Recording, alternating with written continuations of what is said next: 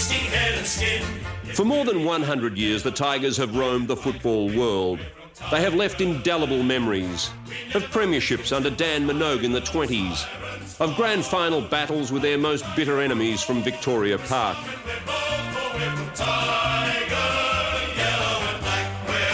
Richmond is a team with working class roots, with working class heroes.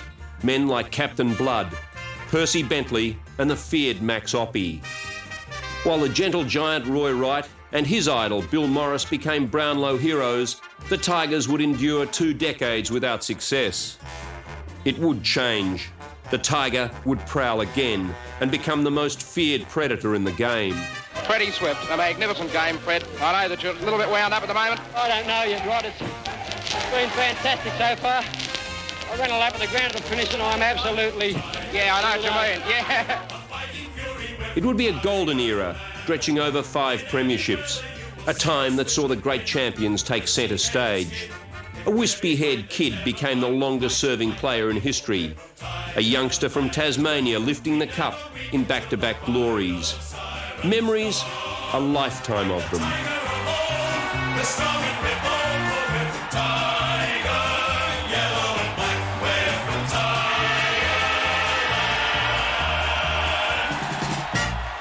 I kicked 6 goals in my last, at the end of the season. Was that the day Percy gave you the black eye? No, that was the day on your full-back played with Victoria. Hey, Bruce Morrison? Yeah, 6 goals I kicked against him. And what do you think I got sacked when I went in the room? They said, you're finished now. I said, what? I just get 6 goals against the Victorian full-back. Can't they tell some lies? Let's look at them tell. 40 years on, Jack Dyer could look back and, in his own inimitable way, laugh at one of the saddest days of his life.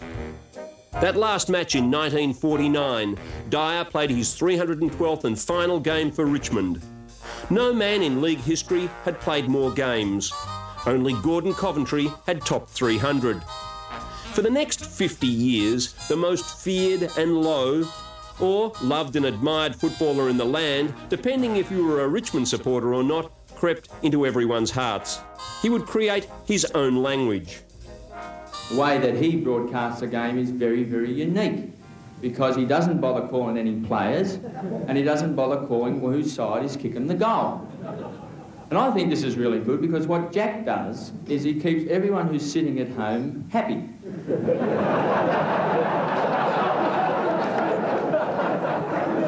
Because they don't know whether they're winning or losing. Now, I'm not a football commentator or broadcaster, but I can give you about a 10-second piece on Jack Dyer broadcasting the football. And Jack goes something like this.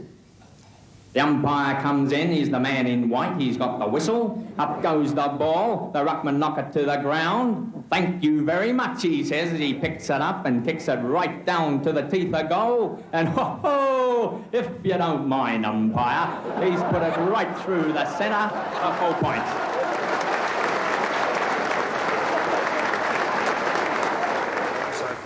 The Red Tulip Continental. He would bring his own homespun humour into 1 million lounge rooms on Seven's long-running World of Sport over 4 decades. And what do you think about the umpire? I think you'd have a word to say about him. Shocking. He's shocking, We still won, so I can't blame the umpire. What about the conditions? They were bad, you know. Oh, but all the grounds do the same. So do you think Hawthorn's a a rough side? No. They're not a rough side? No. Sure, you must like your football rough. Rubbing shoulders with former foes, and even the man who took his game's record. Dick Reynolds, it's lovely to have you here, and as I said before, I'm very sincere when I say one of the greatest footballers that I've ever seen. Anyway, thank you, Jack. You've been great, and I do appreciate for all the years, the fun and we used to hate one another. Now, yeah, but you told me if I gave you a push-up, you'd push me up. That's all right. On league teams, he became one of the 3 wise monkeys with his sworn enemy and a rover to boot in former Collingwood Premiership captain Lou Richards and the Geelong flyer Bob Davis. Jack. Brill Creek. He looks like a poor man's Bruce Andrew, doesn't he? See the part in his hair, part of a theodolite, I think. He missed the ball when he went to punch it. But along the way, this reformed toughie became a softie, the face of a football age long gone. In truth, Jack had become a folk hero. Don't forget I'm 4 and 20.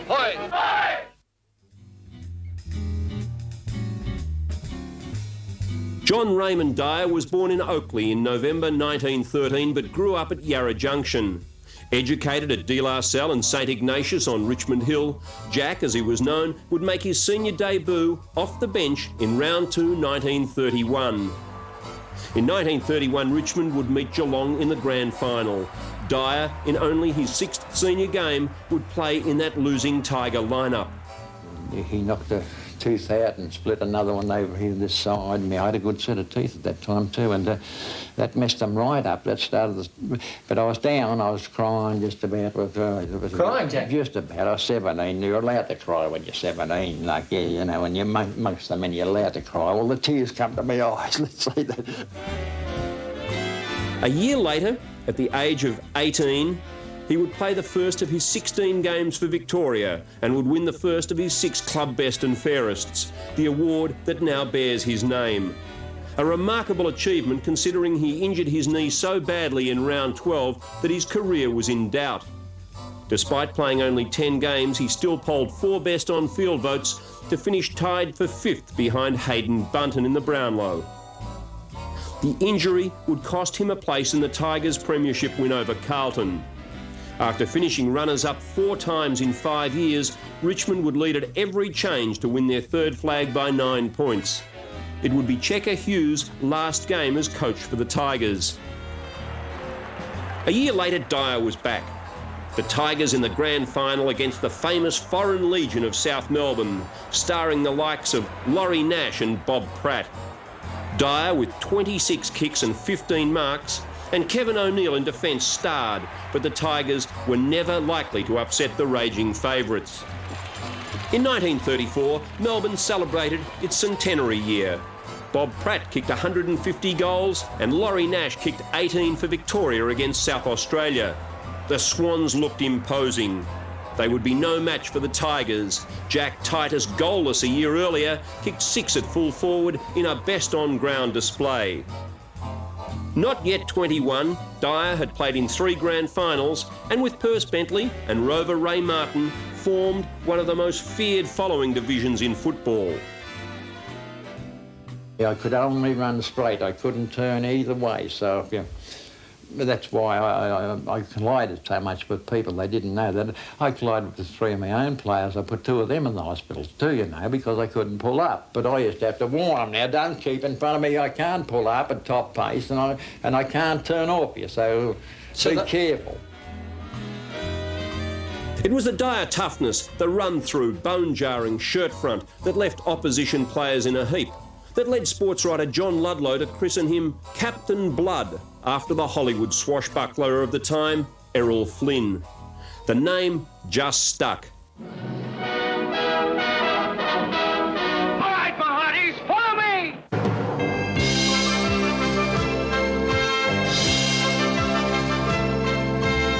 Some lip, and he gets his hip, followed by a smack in the mouth.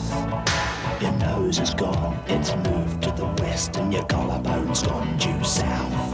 Now you just ask his little mate Lou, who's never been a liar. You ain't never safe from Captain Blood, the infamous Jack Dyer.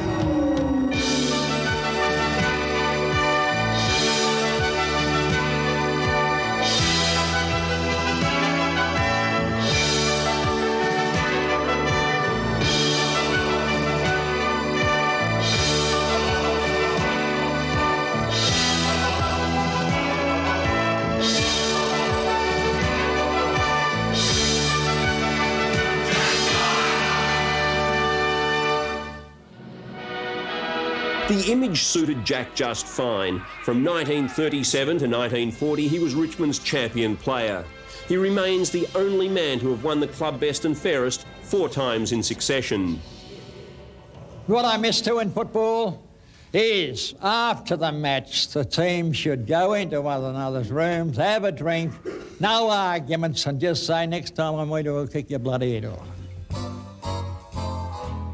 After being eliminated in the preliminary final of 1935 and the first semi-finals of 37 and 39, Richmond under captain coach Bentley made the next step in 1940, but it would be a controversial season. Dyer's father, Ben, a club committeeman, had wanted Bentley replaced as coach and wanted Jack named captain. The club's best player was looking for a clearance to the VFA. Bentley kept his job, Jack relented and stayed on. In the second semi-final, Dyer flattened Melbourne star Norm Smith. In the grand final a fortnight later, Dyer would be tagged out of the game by demon Jack O'Keefe. It was a day that I like to forget in my football career, because it was one of the worst days I suppose I've ever had in my life, because when I went out on the ground after we'd beaten them so badly in the semi-final, they changed their side with about 9 players, you know, and brought other young players into the side, and they propped that O'Keefe, Jack O'Keefe, on me, and he followed me around everywhere. I couldn't move without him, and well, I complained bitterly to our captain and coach, but nothing was done. Well, whose job was it to relieve you of that shadow? Well, I think it was Bentley. He was captain and coach at the time, and he's a very strong sort of a customer, but I couldn't move because the umpire had cautioned me about 4 times in 4 minutes, so it was just a matter of if I do anything wrong, I'm gone. While Melbourne would win convincingly, Jack Skinny Titus would kick the 3 goals he needed for his 100th goal for the season and the VFL goal-kicking title. This would be Bentley's 263rd and last game. He'd been captain for 9 years and coach for 8. Dyer became playing coach. After being beaten by Dick Reynolds' Essendon in 1942, Dyer was fuming. In 1943, he vowed revenge. The niceties were forgotten soon after the pictures were taken and the coin tossed.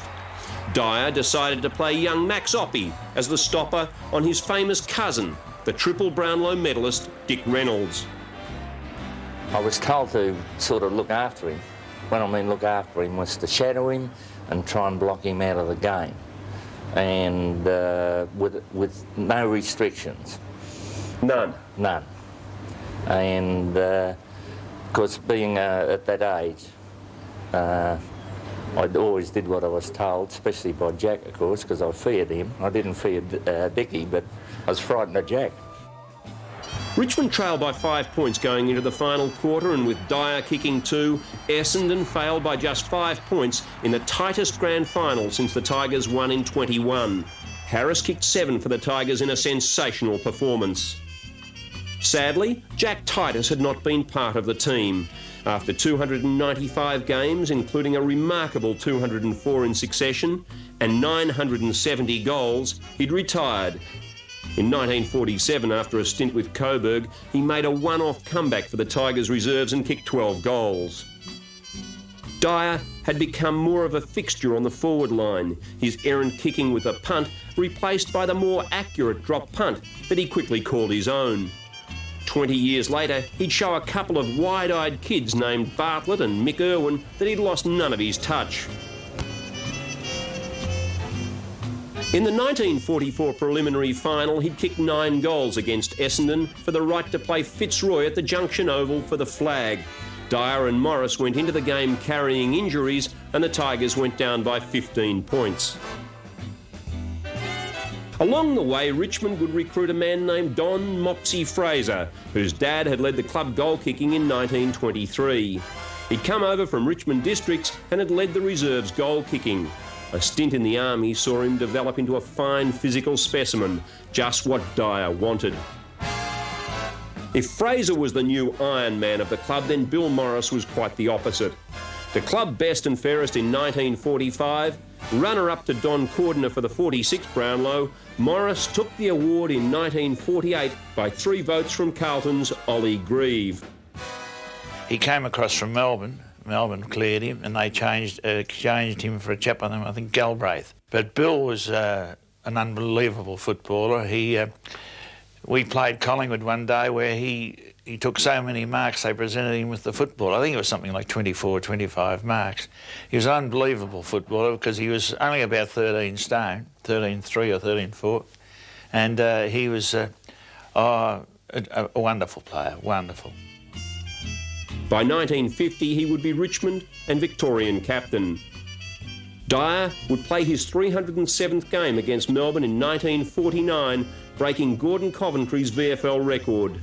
But the end was nigh for Captain Blood. You know, when I came from Yarra Junction, I never thought I'd be a hero. I never thought I'd be a star. It just turned out that way. And gentlemen, in conclusion, I was only an ordinary superstar. When it's all boiled down, I was only an ordinary one.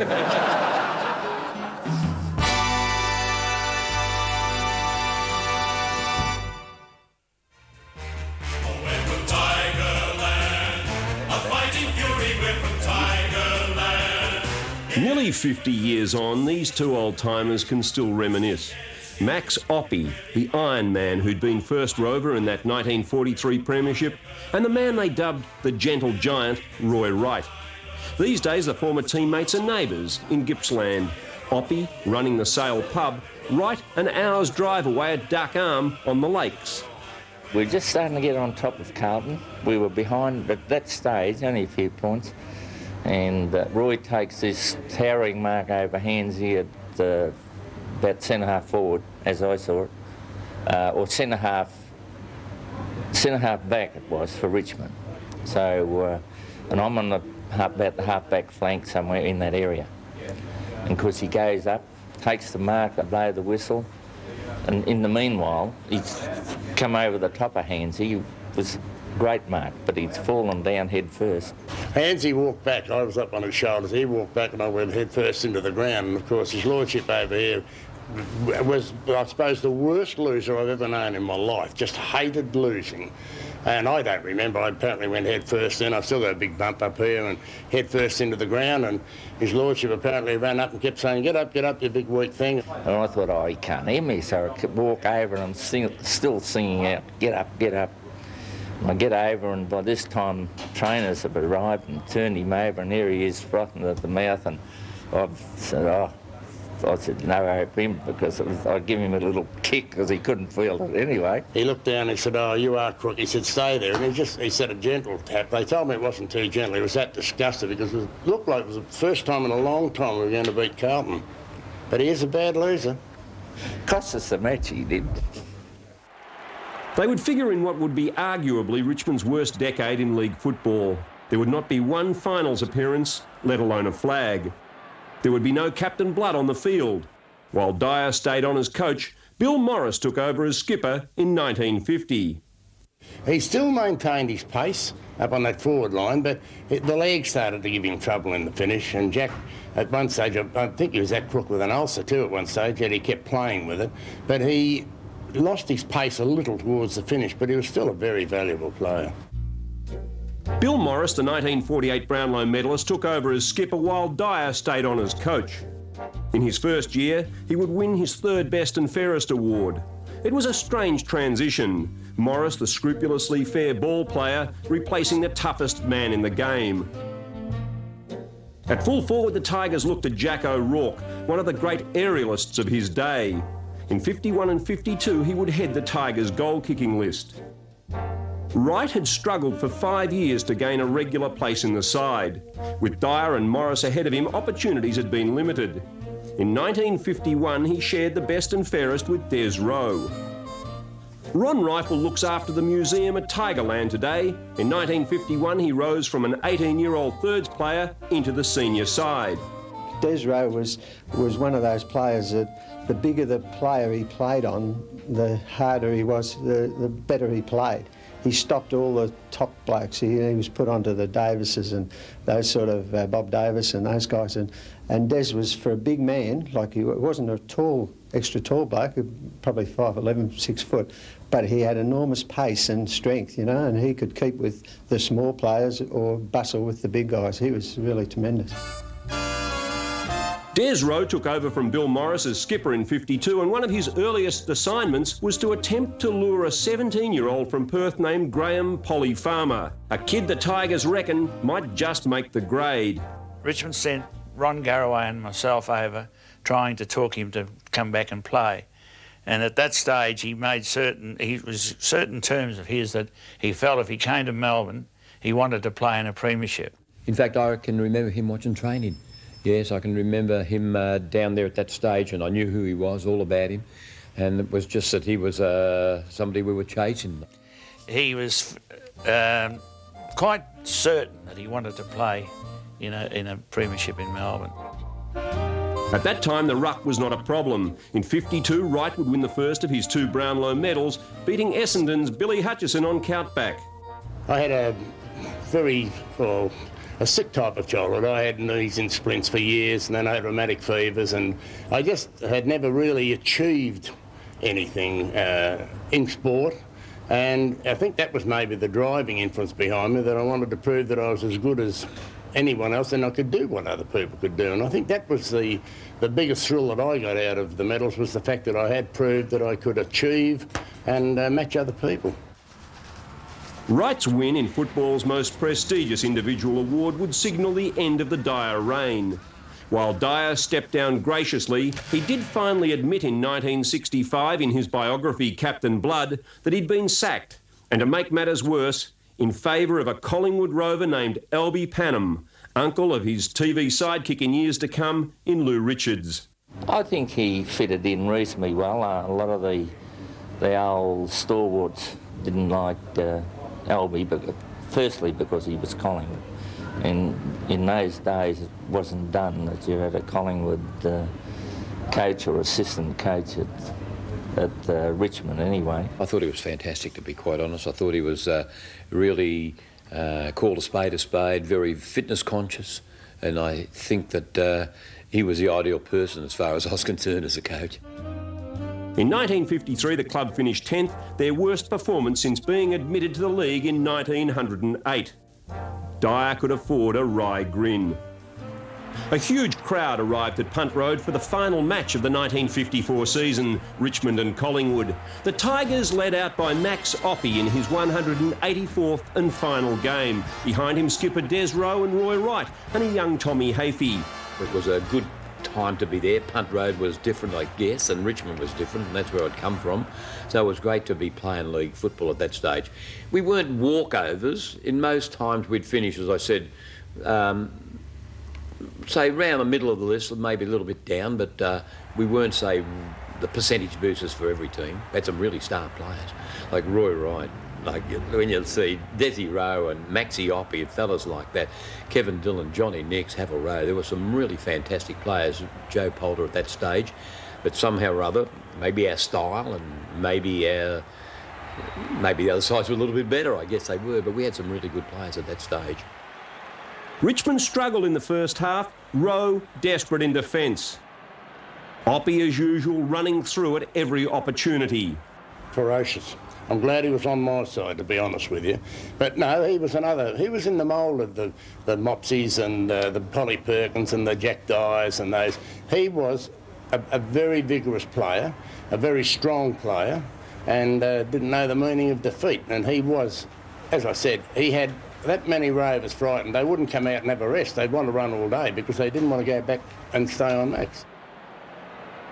In the ruck, Wright was pitted against Neil Mann. They would finish 1-2 in the Brownlow, with Wright winning by a record 10 votes. Like, he was a big man. He was as big as any playing the game in weight and height. There were taller fellows, but not as well built as he was. And very few took Roy on. He just had that aura about him. At half-time this day, the Tigers were in trouble. When they came back out on the field, Max was intercepted by these two young ladies, a yellow and black tiger doll and a peck on the cheek for the Iron Man. Watch out for Brian Davey, number 35. Oppie had been a Tiger legend. His duels with Magpie captain Lou Richards always a feature. In fact, Louis the Lip labelled him his toughest opponent. Three-quarter time, and here's Albie Panham in charge. Great suit, Albie. He's stirring his Tigers up. Des Rowe and Max Oppie enjoying the rare delights of a camera at their game. The situation on the scoreboard not reflected by the mood in the Tiger camp. Richmond would kick 5-3 in the last quarter, but couldn't quite bridge the gap. Oppie chaired from the field by his skipper Des Rowe. The two would become coaches of the future, partners in Richmond's famed Vaucluse Hotel, and lifelong mates.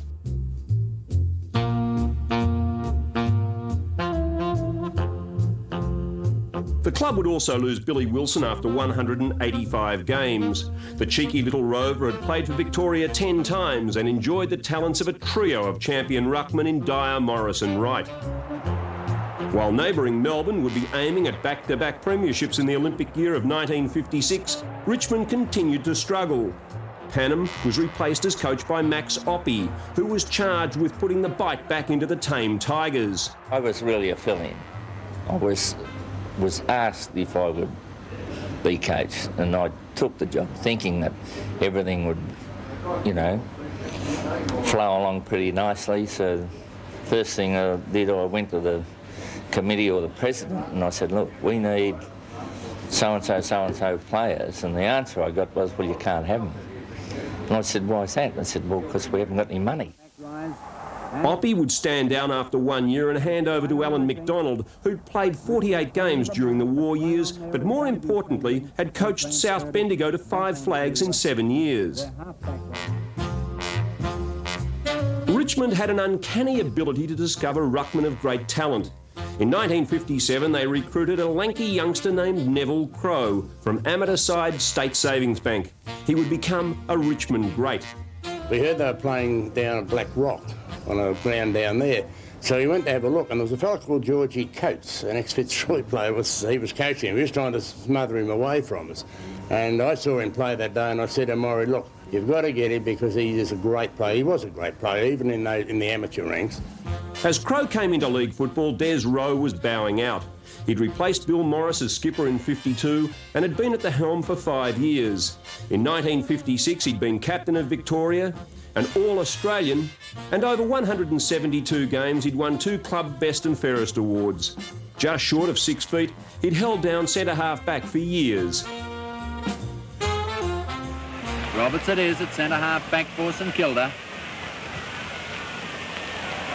Oh, and the mark take from that kick, not a good kick, taken by Morris.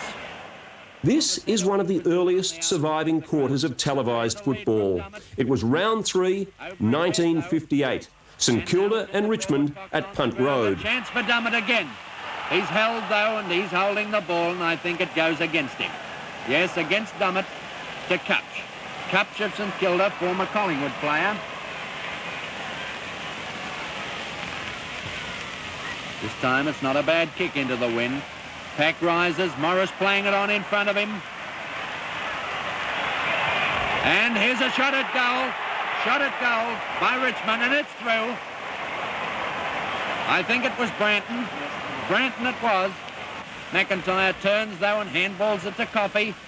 Coffey transfers it back down towards the half-forward line, but Ward comes out for Richmond. Drives back down to their half-forward line. Walsh misses the mark, a chance for Dunnan. Oh, he dropped it, but it looked a little like a punch.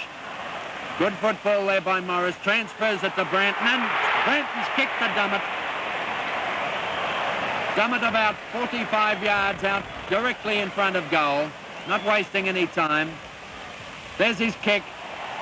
This is close. Only a point, though. 10 goals, 13 Richmond. 7 goals, 13 St Kilda. Well, there you are. 3 straight goals the difference. Very close to the boundary line. Minahan can't pick it up. Davies gets a knock. And here's Allsop running into an open goal. Kicks towards goal. Big Jenkins comes in, and it's another goal to Richmond. Now Richmond have sent their 19th man on. I just can't pick him up at the moment. But he'll get a kick. Very nearly holding the ball against St Kilda there. Hafey. Tom Hafey has come on for Richmond. It would showcase the talents of 2 of the legends of the coaching game. St Kilda's blonde tearaway, Alan Jeans, who would coach the club in 1992, and the young Tommy Hafey, bounding into the fray. While neither Hafey nor Jeans would play 100 VFL games, they would both top 500 games as league coaches, and each coach 4 premiership teams. Oh, and doing it well, too, to the centre of the ground, and transfers it down to centre-half forward where Dummett comes out and takes a nice mark on the chest. 50 yards from goal, favouring the right foot kick, and here's Dummett not wasting any time. Kick travels towards goal, won't quite make the distance, comes to the ground, and a chance for Cupch to clear. Oh, it's a long run. In mid-1959, in his second year as captain, a serious knee injury ended Wright's career. It had been a magnificent one too. 195 games, 4 Best and Fairest awards, 18 games for Victoria, all Australian honours, 2 Brownlow medals, and in 1957 he'd finished runner-up to St Kilda's Brian Gleeson. Later, he would be admitted to the AFL Hall of Fame.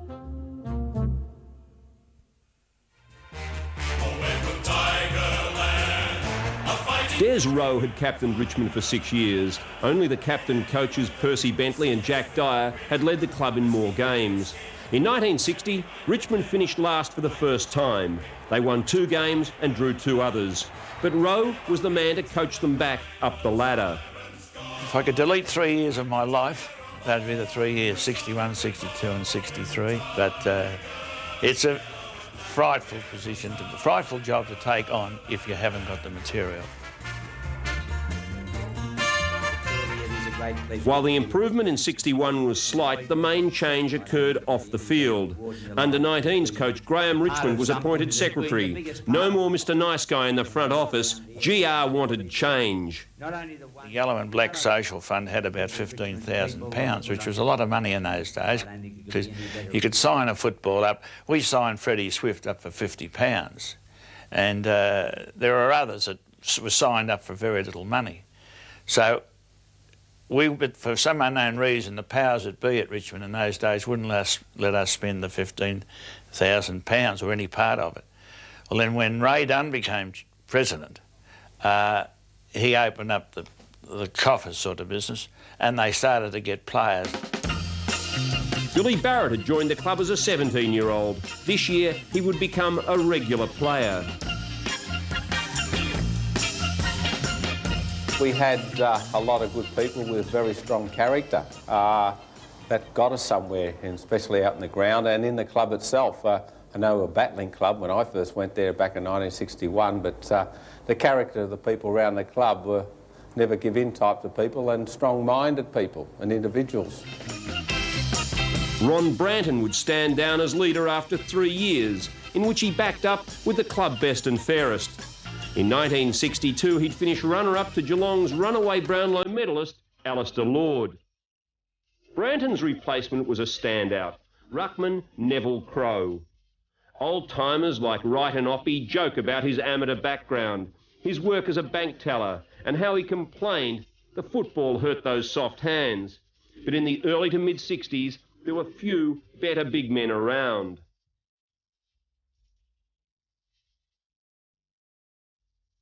Early 60s particularly, I think we still had the nucleus of some of the older established players with Roy and Des Rowe and people like that, Havel Rowe and people like that still playing, but we certainly went downhill in those early 60s, and we were the chopping block at that stage.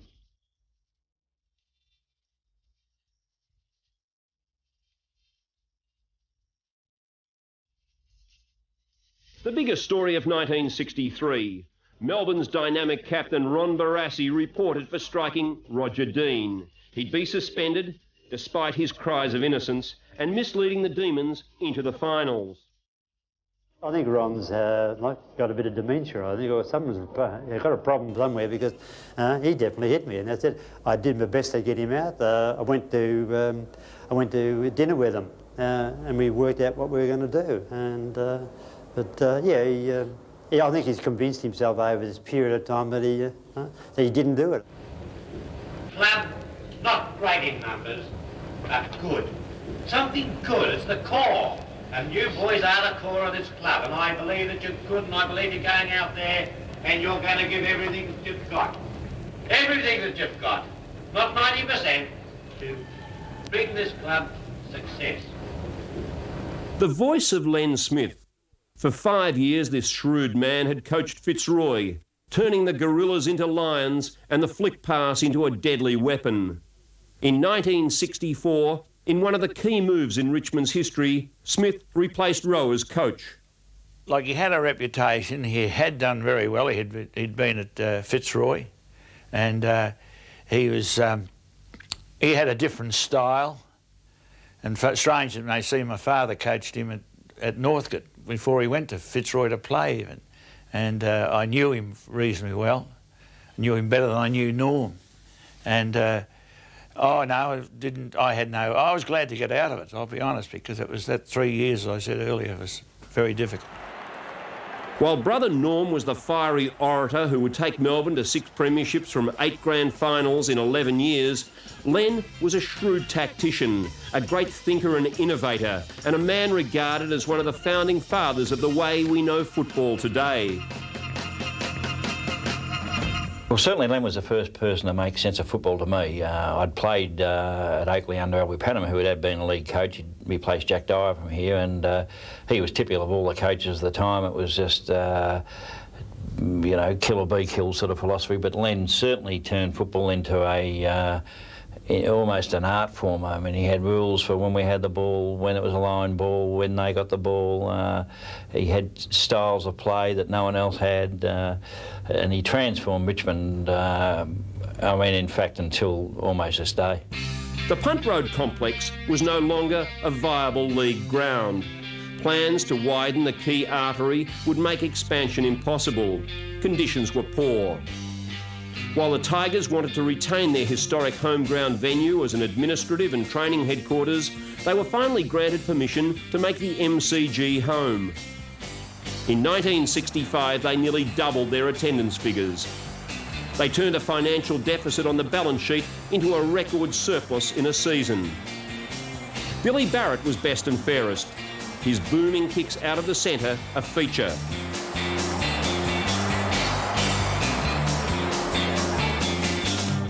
The recruiting strategies of Graham Richmond and his well-organised team was producing talented youngsters.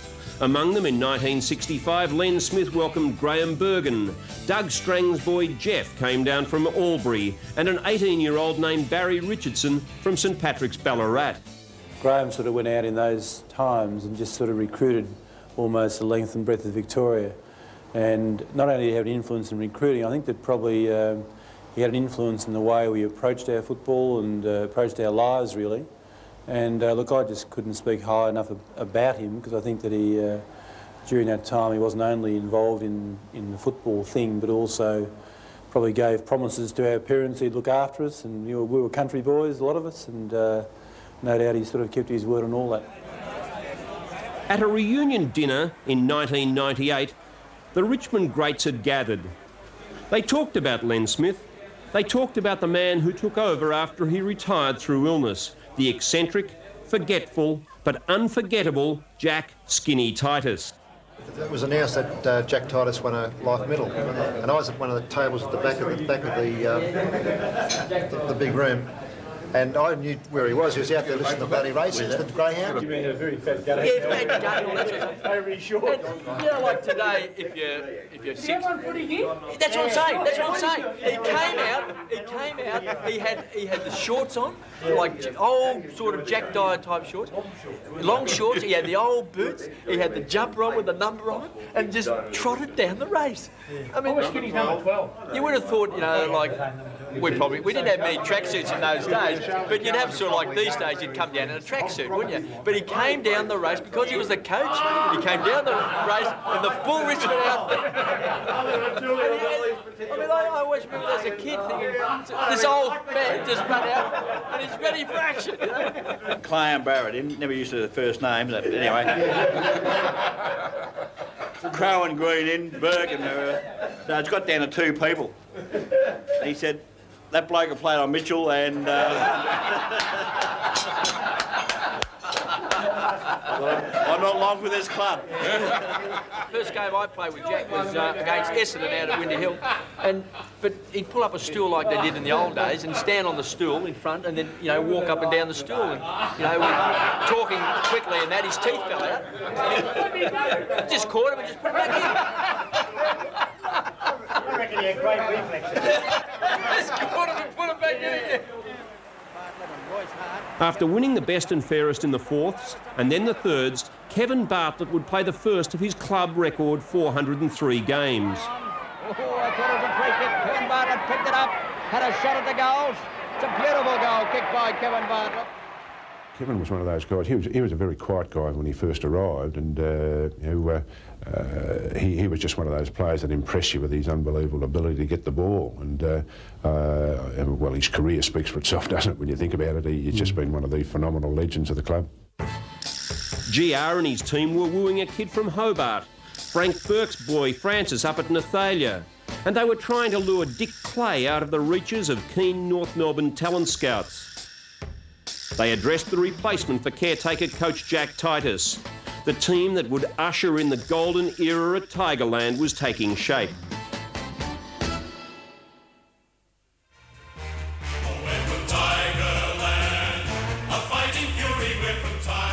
The most talked about footy knees of the 70s are still causing concern, but these days the biggest footy recruit of the mid-60s is just pottering on his property outside Hobart.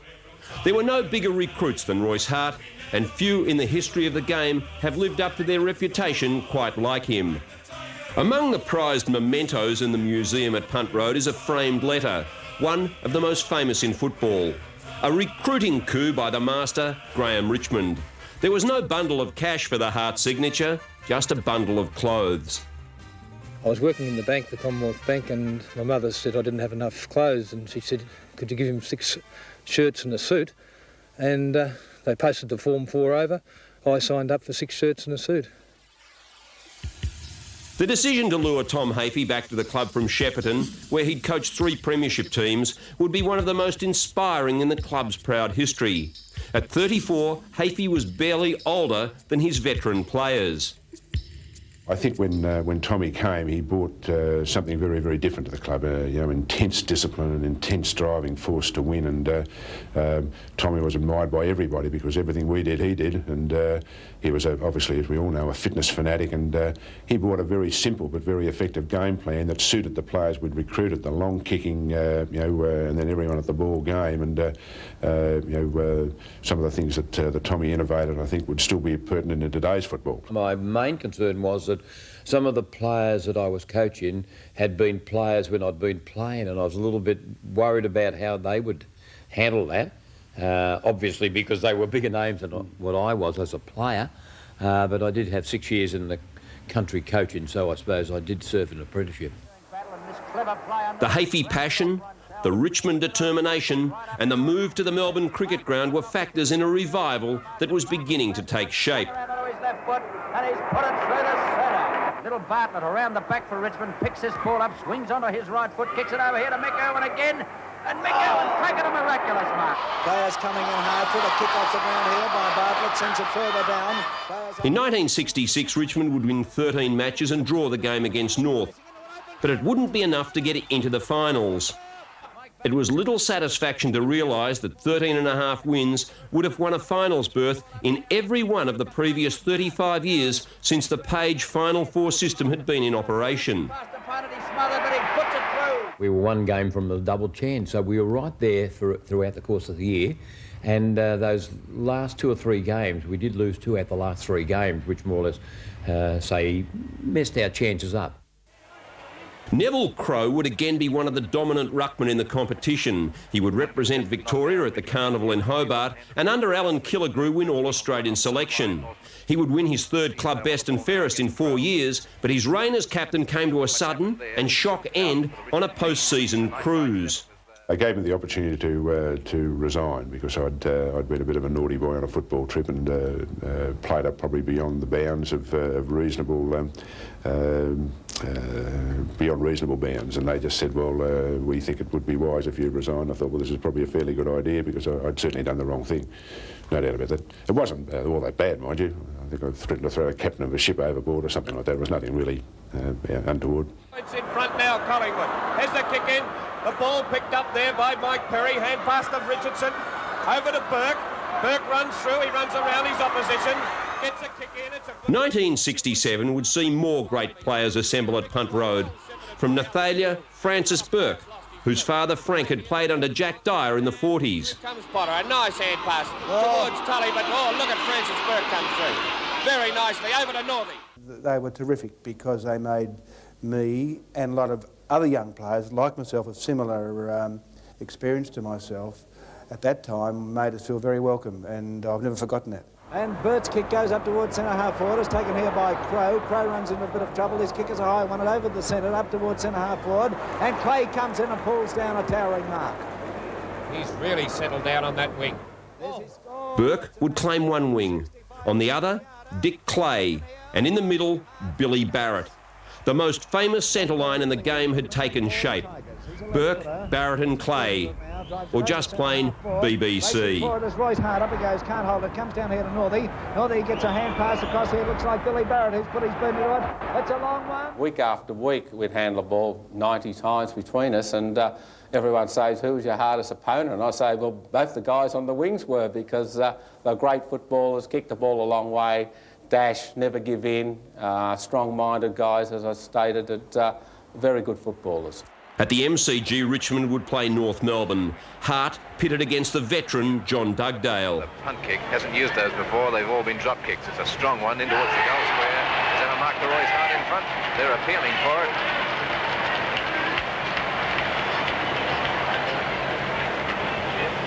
It's a mark, all right.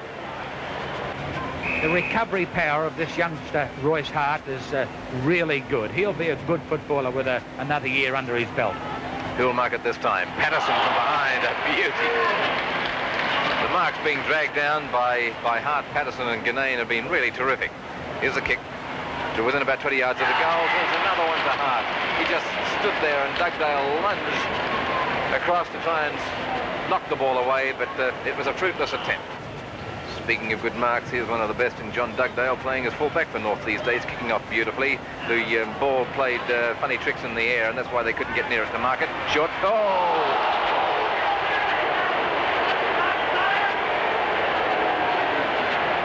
Dugdale who clobbered him, and Hart's head happened to be in the way. He was trying to spoil the mark, and Hart looks not too good as a result. I can't remember much of the incident, but I'd kicked 3 goals in the first quarter, kicking up the scoreboard end, and we changed ends, and about 5 minutes into the second quarter I took a mark about 40 metres out, and next thing I know I woke up in Epworth Hospital. He punched me behind the ear.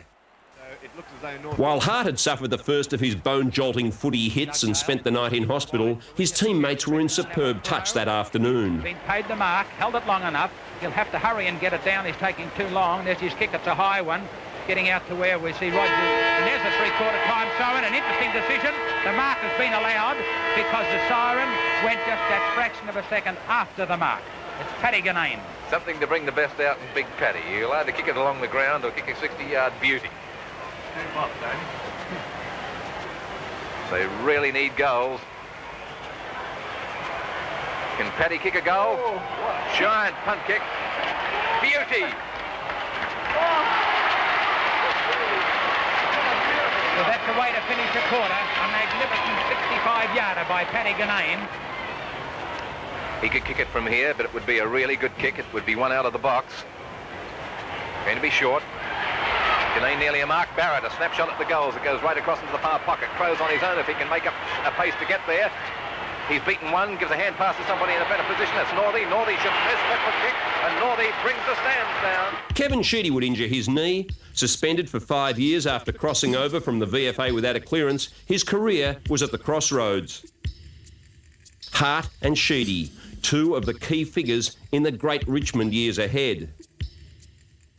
Royce is a Rolls Royce. He's just a great player. I'd probably be an FJ Holden, or a little fat face, and that's about the way you'd see it, or a Hillman Minx, which I used to have in those days, or a Vanguard. I was a bit stocky, a bit heavier, but get a job done. Tough, good back pocket player, turned into a top-line ruck rover, an essential part of our game, and he added a bit of spice to the game. I've had my differences of opinions with Royce, but I've always loved his play, and probably, and then I used to stand there, I've seen myself on old videos clapping him for taking marks, courageous marks, absolutely courageous marks, from different angles, and angles that no one would ever fly from, which means that you're going to get hurt. So his courage was tremendous. It's right across goal. Hart goes for it, shepherded by Burt. Hart's got a nice left foot snap. He's put it through. Oh, gee, they're showing some fight, Western Australia. Skilton to Nichols, back to Skilton. Skilton gets the boot in here, and it's a Victoria mark to Royce Hart. Bill Barrett it is, who kicks forward. There's a good mark taken by young Hart. He's a good 60 yards out. Left foot kick, it's on its way. I'll tell you what, this is going to be close. He's put it right through. Hart still coming out to compete. Noonan also. Bullock tries for it. Bullock gets it and a good hand pass, slightly interfered with to Burt. By Bernadette, Hart runs through. Hart would top the goal kicking in his first season with 55 goals. The Tiger was on the prowl. Here's his kick now. Royce Hart. Davis there for Melbourne, but Hart threw himself backwards. Yes, star, absolutely. Yeah, sensational. And I don't like comparing yesteryear with the present time, but everybody else does, of course. And I was really pleased that Royce Hart was in our team. Not only because of the brilliance that he showed with his marking, kicking, he chased and tackled like Wally Lewis. Like, I never saw him argue with an umpire. The ball hit the ground, he was like a rat up a drain pipe, like there were so many other areas to his game. If he hit the ground, he was up like the Indian rubber man. He just didn't stay on the ground, like he was just thinking all the time. No, he was a marvellous player. For the first time since 1943, Richmond would top the VFL ladder after the home and away games. With 15 wins, they'd be half a game clear of Carlton and 2 clear of Geelong. And he comes now. Oh, I think he's swung offline. No, it's not. It's through the centre. I played there 10 years and we were just always the also-rans, second last. And all of a sudden, to find ourselves up in 67 in the finals, it was just something we never ever believed would ever happen. Finals were always for somebody else, like Carlton or Melbourne, all those sort of sides.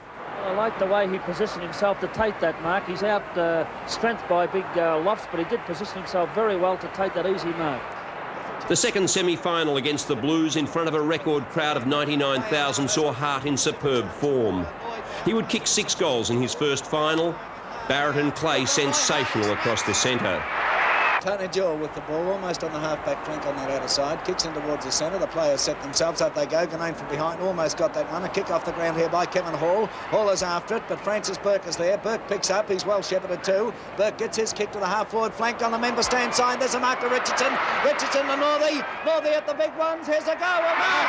Patterson. He went to play on too. Yes, he did. In they come. Nichols goes up there.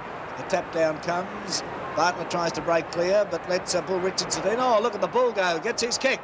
Centre half forward for Richmond, the ball is. Up they go. Barry Richardson has marked. He swings around, puts his boot into it, drives down towards the goal square. This is going deep. They all fly for Mike Patterson. Patterson, who has already kicked 2. Say no more. Richmond could lose this game if they keep this up. A throw in on the half-forward flank for Richmond on the member stand side. Oh, Stewart has robbed the possession. Burke playing like a man possessed. He's in everything. And look at this. Is it play on 15 or what? yards. Oh, he's knocked out Big John.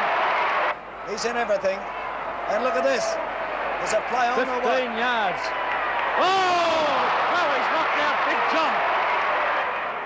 It was a moment that would reverberate in the weeks ahead. Crowe would be suspended for 2 matches. His first suspension in a 10-year VFL career. He would miss the grand final. Nick tied me up in a tackle to prevent me from playing on or handballing or what have you. And what's unseen, unless you really play that clip slowly, is that I respond to an action of Nick's, whereas he's ripped one into my comic cuts, and I've thrown an open hand at him. Of course, he's collapsed like a burst balloon, and like you couldn't knock him over with a Sherman tank until Ollie Fowler came along, mind you. And I was just amazed that he fell down. But I understand the professionalism of that. But as to haunting me, no. It's you get plenty of kicks in the backside in life, and you just move on from there. But it comes up consistently, but I can have a giggle about it now. Most unfortunate. But I suppose, if Crowe had left that job to me, because I've been doing that for years and getting away with it. He stepped in and tried to do it. Work comes through again. He's a very tired lad, this. And it stacks on the bill and working a fair bit of bother. His whole career had been there at the club, and this is one step away from probably the best thing that was ever going to happen to Neville. But he was part of it. I mean, part of the construction, part of the commitment. A very, very important part in leadership throughout that year anyway. What's the big cat showed a fair bit too. There's a throw in. Mitchell and Patterson. Patterson hooks it back here. The grand final of 1967 will be remembered as one of the classics. A great advertisement for the game. Geelong, led by Graham Farmer and coached by Peter Pianto, had beaten Collingwood and Carlton in the lead-up. Richmond had beaten them twice in the home and away Here's series. a chance for Brown. He snaps. It's all right. Barrett now takes his kick. Goes down forward. At half-time, the Tigers led by 16 points, Barrett starring in the centre. Run through. He's tackled, slung, but he gets the kick. It's Barrett now. A chance. Yes, he'll mark. He'll put a long one now into towards goal. Patterson screaming for it at full forward. Barrett's keeping them in the game. And his long kick goes in, but it's a chance. Comes up. Good concentration. A drop punt. He's getting the distance. Right through. 4 times scores would be level in a magnificent final quarter. It comes taken by Bartlett. He snaps. He's put it through. Beautiful goal. Up comes Strang now. He takes his kick up towards centre half forward. They set themselves up. They go. The ball bounces. Oh, here's a chance for Barry Richardson. It's a short one over to Ronaldson. Oh, a good mark. At full stretch, he was able to pull that one in. Ronaldson, oh, he's a long way out. You couldn't see him kicking it. There's Patagonane there. There's the kick. I'll tell you what, this is a ripper.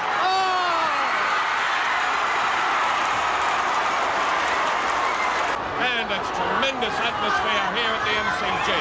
Roy West kicking in towards the centre. Royce Hart.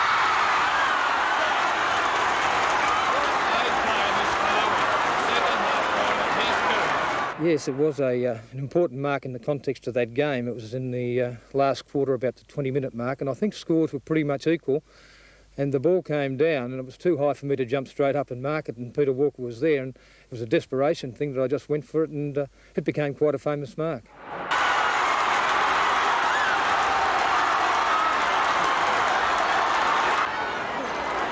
Who's out through suspension, comes on to congratulate him. I remember distinctly being sort of desperately sorry for him at the end of the day, because there's nothing much worse than missing out on a grand final. Got 4 weeks. Fred Swift would go out on top after 146 games. Crowe would step down too, shattered after the events of the previous weeks. He'd played 150 games, been captain for 4 years and club champion 3 times. Roger Dean would take over as captain in 1968. Kevin Sheedy returned from his knee surgery, fitter and tougher. He knew what was expected of him. Graham just felt that, you know, for me to make it, I just had to be a bit more ruthless about the way I went about my game. He felt that I was probably, when I came from Prahran, I was probably a fair player, and that for you to stand up and stay in the side, Graham was always prodding at you from the left field. You know, don't just think you're going to make it because of your own ability. You just have to try and find some extra areas where you think you can nail a spot. In the end, it was, I mean, I remember Graham at some stages, even for practice matches at Richmond, don't take any leniencies on your own teammates, and if you can ever get an opportunity to smack into some of your own best players, and that's what we want from you, and so I did. To the seniors came a young man named Rex Hunt, who lived up to his aspirations by winning the Most Promising Player award. With Royce Hart, another focal point. All the time, he plays on and goes for the big one, yes, very good. Royce was by far the king, and I accepted that because he just had so much natural ability. Again, the outstanding player of the season would be Kevin Bartlett. His second best and fairest would not be enough. Bartlett was in fact the outstanding player in the VFL in 1968, but would finish tied for 14th in the Brownlow count as Bobby Skilton won a 3rd time. It's my opinion, true or otherwise, that Kevin was clearly the best player in the league in 68 and 74. Both of those years, Kevin won every award. He won every newspaper award, he won every television award, he won everything except the Brownlow. Richmond would win the last 6 games of the season and was staggered when St Kilda beat Geelong in round 20 to keep them out of the finals by half a game. For the 3rd time in 4 years, Richmond would finish 5th. Marks gets across to Northey. Northey shoots for goal. He's put it through. Bill Brown. Brown now driving round the outer side toward Hart. Hart couldn't hold that with his sticky fingers, but he did get it and shoots it to Northey. And Northey from centre half forward. Let's go with a big punt kick. It's a good one and it's a goal. In 1969, Richmond struggled into the finals. Attendance figures had them the #1 box office attraction in the league. But every week in the lead up to September, It was cutthroat. The finals would see Richmond at its best. And hit hard, right on the chest. He plays on to Northey. And Billy Brown chipped in. Brown goes on for a bit of a run. Brown from a long way out, straightens up, he shoots, he's put it through, it's a goal! Dan Curvis steadies, he's well shepherded too. Dan Curvis kicks up towards the wing position on the medal stand side.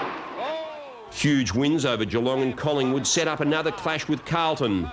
Ruckman Mike Green was sensational. Wade may be out at centre-half forward. Yes, he is. Green to Sheedy. Sheedy, oh, beautiful pass to Hart. Look at that. Hart swings around immediately, puts a long one down forward. They back forward, up they go. It's Eric Moore again. Michael Green took, in 3 finals, took 18 marks, 16 marks and 14 marks in 3 finals. And when you think about that against the competition at the time, and certainly in the grand final was John Nichols, and one of the finals Len Thompson, and I think sort of Sammy Newman somewhere along the way.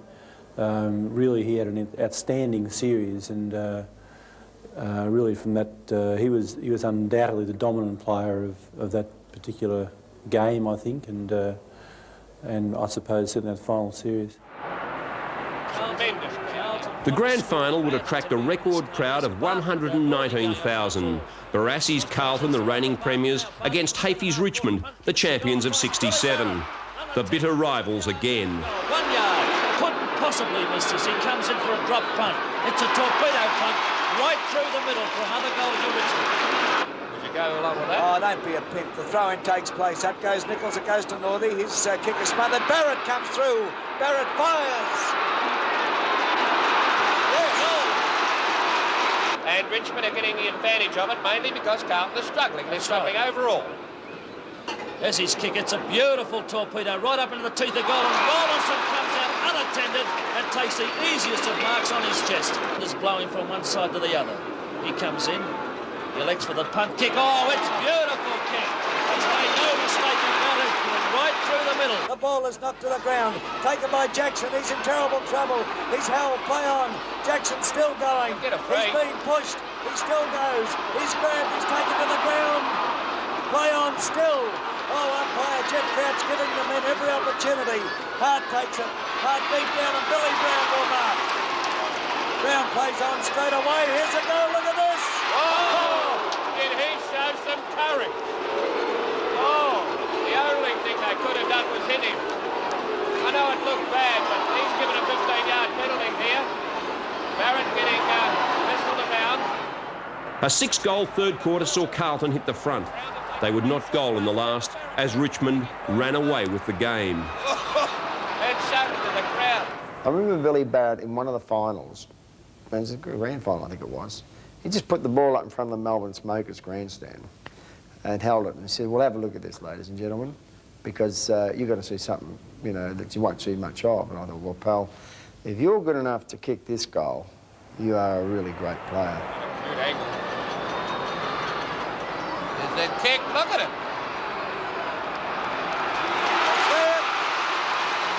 That's his third goal, Billy Barrett. Sure enough, he's walked back and he's just put it straight through the middle, and I'm down in the back pocket somewhere. And I thought, well, you're a freak. You're just a great player. Carlton players looking pretty weary as Richmond come home like trains. There's a kick down forward. Silvani still trying. Hart went up there. Bartlett! It's through. Look at it. He's delirious. Bartlett, look. Pennell now out to the flank on the outer side. The players set themselves. Nobody able to mark. Francis Burke was in that lot. Silvani's got it. Silvani struggles it forward. Taken by Crane. Crane swings around. Gets his kick to the half-forward flank on the outer side. Jackson's in front, but hurls it again. Richardson, the mark, and Richmond are premiers 1969. Richmond premiers 1969. And the final scoreboard reads Carlton 8-12-60. Richmond 12-13-85.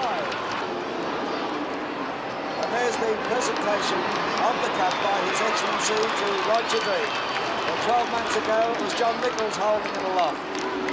But a lot of things change in 12 months. I'd like to be a success at Richmond. I'd like the teammates to have complete confidence in me, and I'd like Richmond to win a premiership. The 70s started sensationally. St Kilda's dual Brownlow medalist Ian Stewart swapped for Richmond's dual premiership star Billy Barrett. I didn't want to leave Richmond.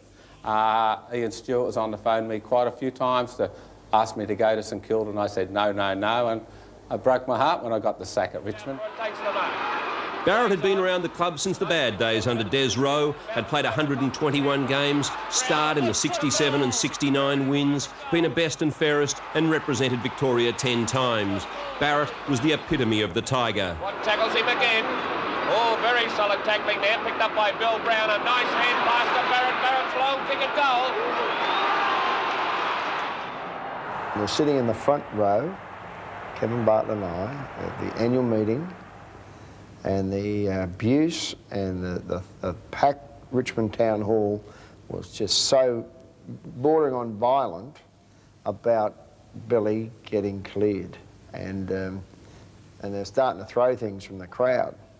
And Kevin Bartlett leant over to me and said, hey, she's, I think we're sitting in the wrong spot here, mate. I think we made a bad decision sitting in the front row. And he was right. Stewart had also been a grand final star for the Saints in 1966, but was itching for change. I sort of ran my race at St Kilda, and I thought it was time to leave, and I sort of initiated with Swabby that I wanted to go, and he said, look, I don't think you'll be able to get away. Well, as time went on, we sort of manufactured a situation where we got, when I say we, Richmond got St Kilda interested in Barrett, and no mention of me. But the more that Graham Huggins and possibly Ian Drake and maybe to a lesser degree Alan Jeans got interested in Barrett, which they did, they thought they were going to get him, then at the last moment my name was chucked in. They'd committed themselves down the track for Barrett because they thought I was going to Western Australia. So it was a bit of a sting, and it was a good sting. Barrett would play 2 games with St Kilda before being traded to Carlton. Stewart would go on and dazzle the football world with some of his finest performances. In 1971, he would join Bunton, Reynolds and Skilton as a triple Brownlow medalist. Richmond player, Ian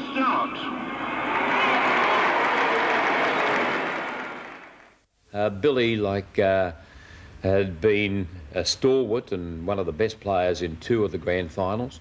And after that, he was always a little bit of a worry. And as we found out as the years got going, he was a manic depressive, which we weren't to know at that particular time. So that obviously affected his football. But he was 26 when he left. Ian Stewart came from St Kilda. Oh, it was just a freak player. I don't think I've ever seen courage displayed like what I've seen with Ian Stewart so many times. As an absolute superstar.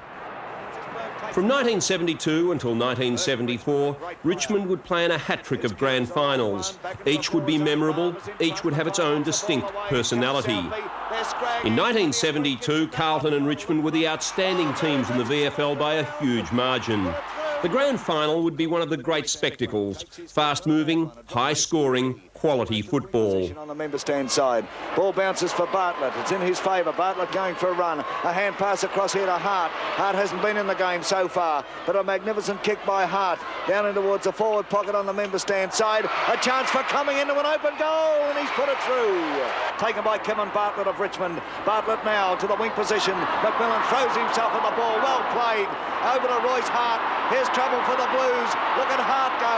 A hand pass to Francis Burke. Burke a long kick down forward. Barmer's there. It is beautiful. As we see him break away now onto the left foot. Up towards the goal square. Barm, McKay, a big pack of players. And it's Rex Hunt coming out with the ball. That's the second mark I think he's taken, Hunt. He's taking the kick now. It's right to the middle. The kicking in this game has been tremendous. A great goal by Rex Hunt. Bond there, the racer. He's got tons of space to go for a bounce. Tons of pace, tons of space. Goes for the kick. Not a good kick. Barm has the ball knocked away from him. Comes to Sheedy, the back pocket. Can he get a goal? Knocked over beautifully by Barm. A goal to Richmond there. Fantastic piece of work. The final scoreline was a league record. The highest winning score in a grand final. The highest losing score in a grand final. It was a shattering loss. A dent to the Tigers' prestige and to the Tigers' pride. Years later, Graham Richmond spoke of it. I tell you quite truthfully, the magnificent premierships that we did win and the magnificent players that played in them.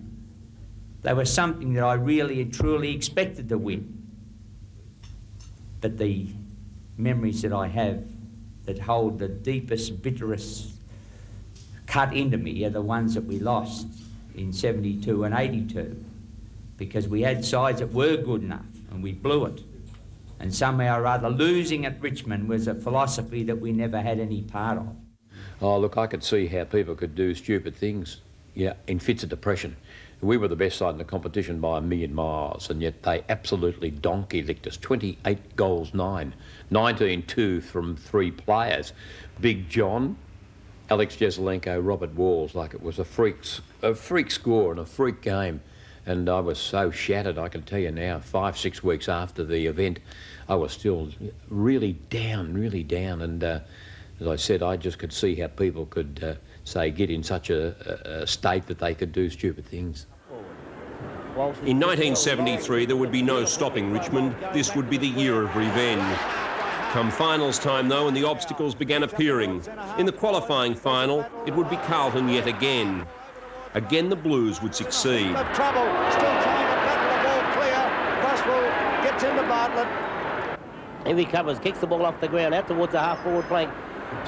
Bartlett of Richmond comes in, uses his pace, runs around, drives it towards the goal.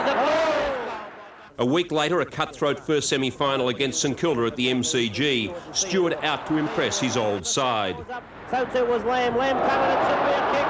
Now it's called play on as we see the ball coming to the centre. Stewart's all in the clear, has time to line the ball up. It's a beautiful kick from Stewart. Despite a St Kilda fight back in the third term, Richmond would win by 40 points and earn a shot at ladder leaders Collingwood on preliminary final day. Carter goes on quickly looking for Baum. Baum's down there, Roberts in front, it's punched away by Clifton. Comes back towards Hart. Hart's there, so too is Stewart. Stewart picks it up a left foot towards goal! Royce Hart had been carrying a leg injury for much of the season and was a doubtful yet necessary starter, even if it was on the bench. Now for a Kink in a bit of trouble, hooks it over, this is close, it's very close, it's through. Royce had been a bit injured during the year and had knee problems at that stage, and we sat him on the bench, brought him on at half-time. And, we were 7 goals down around about that stage, and Royce was just absolutely brilliant. And the side lifted as well. Royce only maybe kicked a couple of goals, but he was probably responsible, but everybody else lifted as well. It's taken by Wood. Wood swings the ball back into the Tiger territory again. Hart comes across, forces the ball down. Royce Hart picks it up, he swings around. A long kick by Hart. It's through again. It was just the spur the Tigers needed. They would kick 11 second-half goals. They keep Collingwood to 4. The margin at the end, 7 points. For the first time since 1956, the grand finalists would be the same in successive years.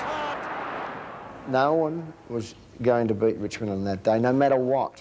And I've never seen it in many sides ever, because they felt they had something stolen off them. Laurie Fowler would set the scene.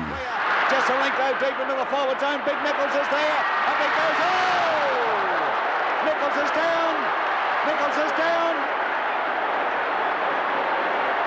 And the ball will be brought back. I ran down to have a look to see, was he really hit or not? And I can honestly tell you, his eyes were just wobbling around. And for him to get up and kick that goal, Nichols, was just a sensationally courageous piece of play. 25 metres out. He kicks, and the result, it's a goal. The first goal of the 1973 grand final to John Nichols, captain and coach. And Kevin Bartlett's always one of the funniest guys. He said, gee, Laurie, just get out of the road next time. I mean, I was just that far from getting Big John myself, you know. I mean, Kevin just makes you laugh all the time, that bloke. Jones tried to hook it in. Jones goes to the ground. Here's a chance for Stephen Ray. Pushes the ball in front of him. And in comes Walsh. Walsh and Stephen Ray doing battle there. A chance for Carter. He pushes the ball around towards Sheedy. Sheedy's down and getting a free. It's on its way, it's swinging around, looks pretty good. He's put it through. Big men fly, no mark. A chance here for Richmond to get out of trouble once again as the ball goes to the wing position now on the member stand side. Players overrunning it, it's Crosswell with it. Crosswell, oh, he's nabbed. No, it's it's called play on. Crane gets the ball across here, and there's a blue on down there. Look at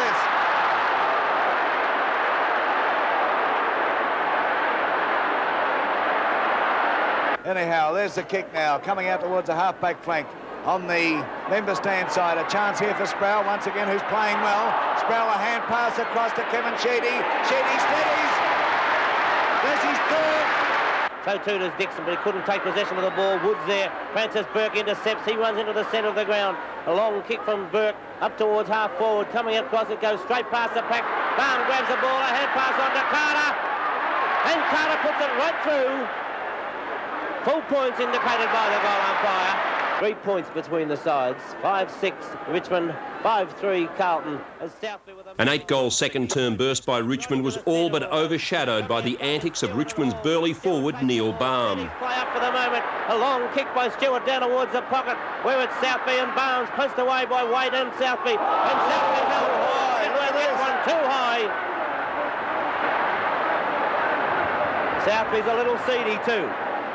I knew Neil Baum. The reason that he was really scary was because he never really got angry. I mean, to Barmy, giving a handball, having a kick, giving you a whack in the mouth was all sort of part of the fun. So it was more with Barmy an irreverence rather than anger. And so when he did something as irreverent as that, it didn't really surprise myself or Alan Schwab, who was sitting next to me. No, there's nothing to be particularly proud of, and you see it and it doesn't look that good, but I really, at the time, it was certainly not premeditated. It was just, you know, I can't say it's just one of those things because it was a significant thing, but it certainly wasn't meant that way. And we also tipped that when Vin Waite came in to create some sort of remonstration, I have a recollection of Schwabby saying, "Watch this." As Roberts is up in front, gets it down, it's taken by Baum, his kick smothered, coming up. He's gone.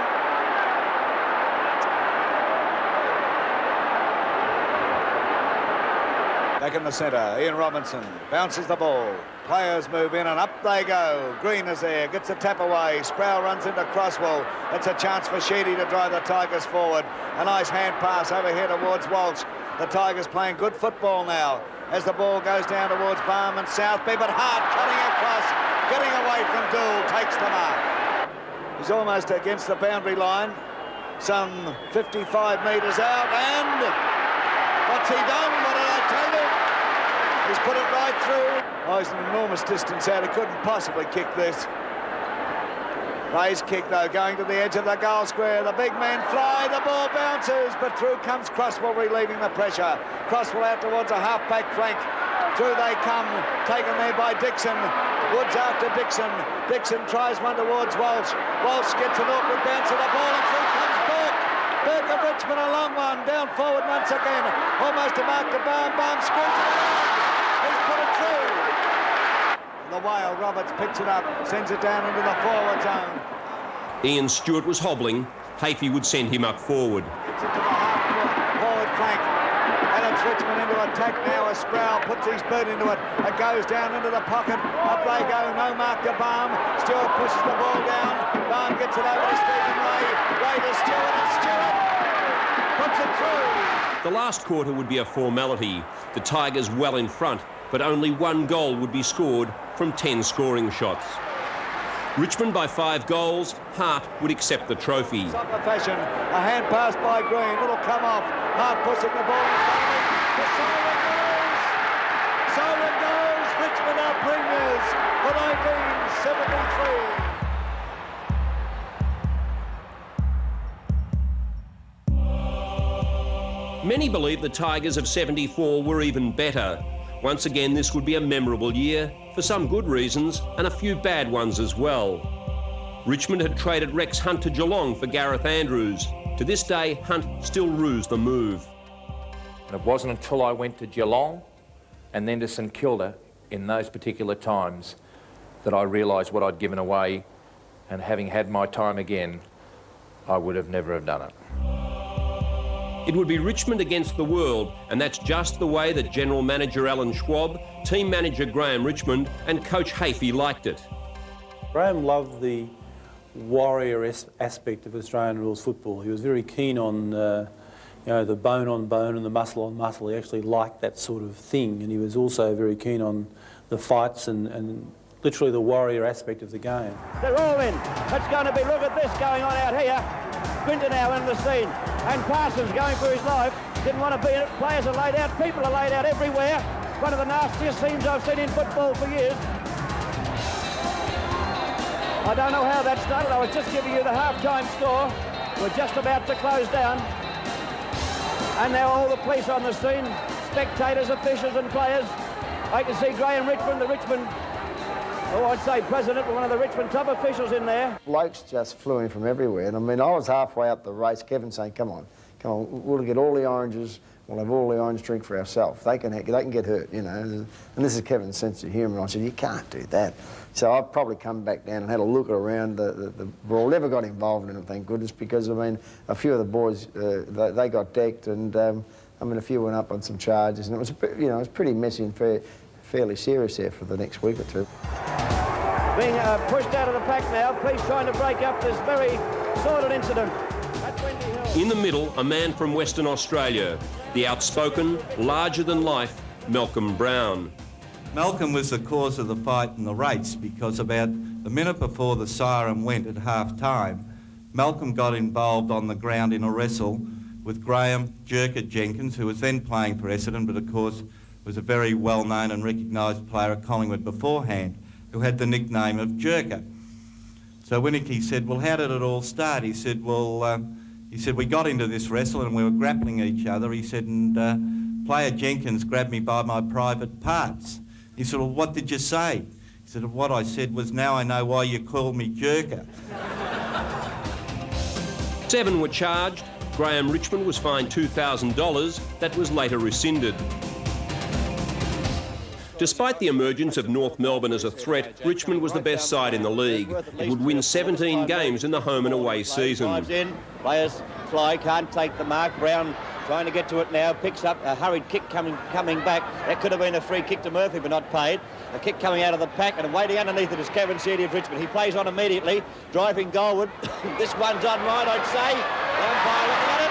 McMahon couldn't quite get to it, picked up here and cleared. A high kick back to where Hart comes out towards centre half forward. McCulloch got his hands to it, picked up here by Stewart. He has a quick look, and it's a goal to Ian Stewart. Kevin Bartlett was in sparkling form. He would gather a record 600 possessions in the home and away season, adding just about every media award on offer.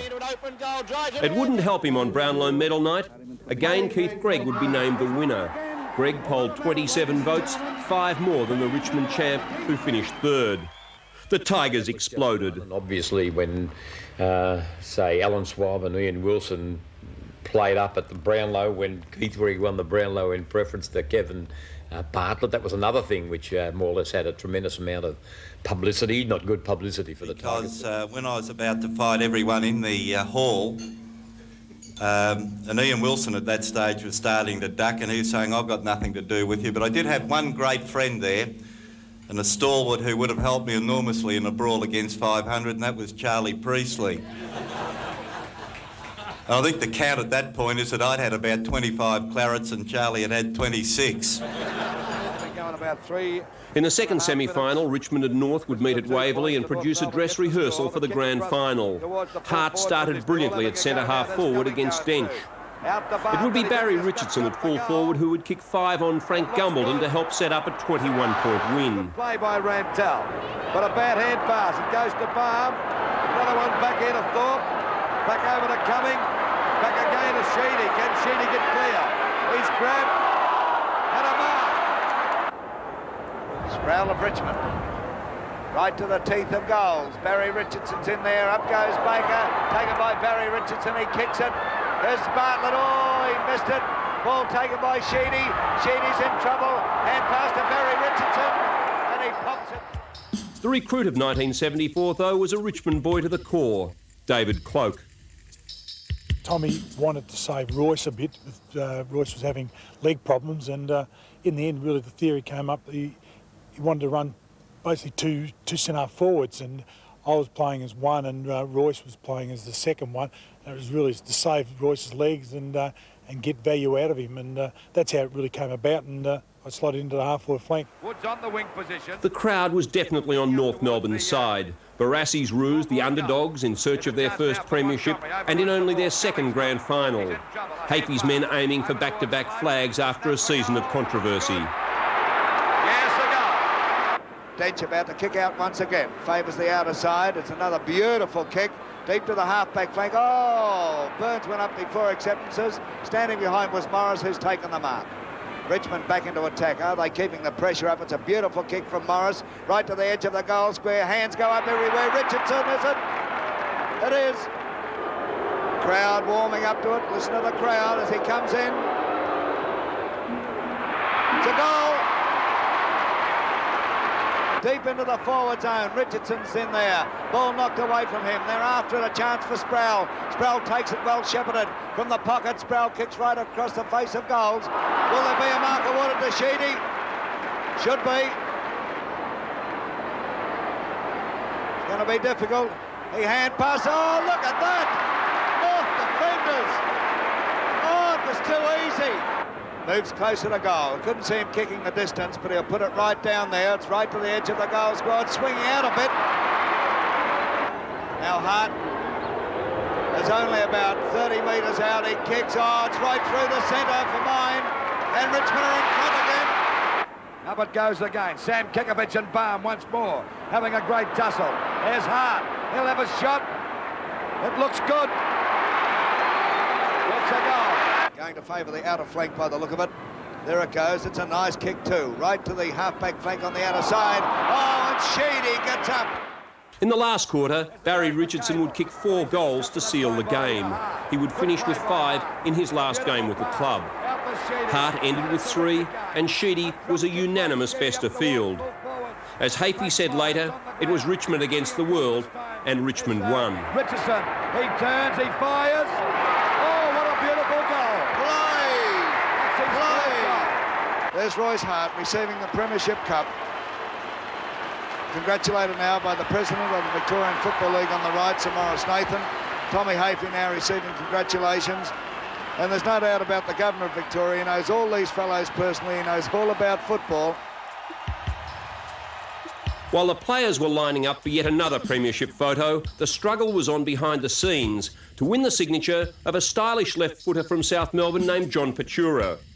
I think the club concedes in hindsight it was a big mistake, the Patura deal, because he wasn't as good a player as we had thought he was. We thought he was an exceptional player because he played a couple of fantastic games against us, and so we thought, boy, this bloke can really play, and I guess the administrators thought, let's get him.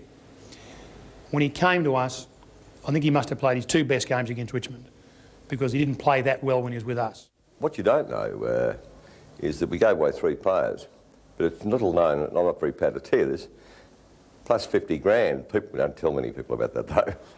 So in May 1975, John Patura came to Punt Road in exchange for the Whale, Graham Teasdale and Francis Jackson. He would play 40 games, but never quite live up to his reputation. It wasn't a matter of we'd give 3 players. It went for 18 months, and I know that Jack Hamilton, the chairman of the VFL at the time, brought the 2 presidents together and said, you've got to clear him, you've got to make it worth their while. So it took 18 months. They didn't want to go to court, things like that, and this is the reason why it did happen that way. In retrospect, we let a couple of brilliant players go because we felt at the time it was the right thing, but 5 minutes after it happened, we could see that it wasn't. I think that Patura played well on Burke a few times, and whoever played well on Francis was regarded as an opposition champion. So Richmond overrated John. I thought John was a very good player, but not quite as good as Richmond thought he was.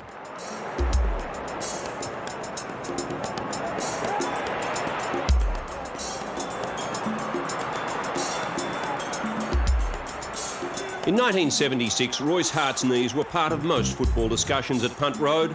A string of operations had failed to fully rectify the problems. After 4 glorious seasons, he'd stood down as captain after the 75 final series, Richmond bowing out to North in the preliminary final.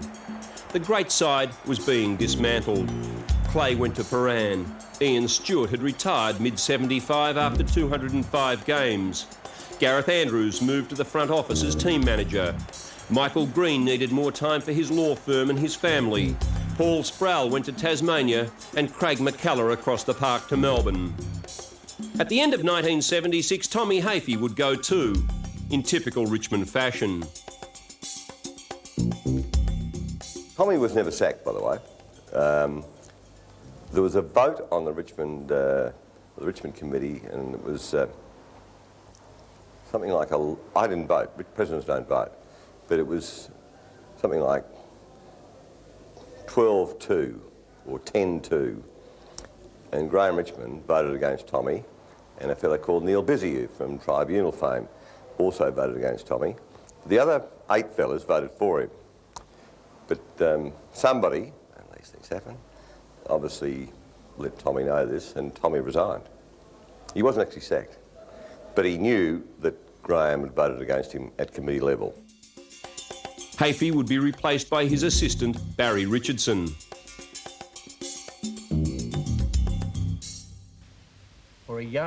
In mid-July of 1977, Royce Hart had finally conceded that the knees were gone. Royce, had you wanted to have another operation, do you think you could have gone on? Well, it was too late, really. There was too much work involved and there was no guarantee of success. I'm not big on the knife.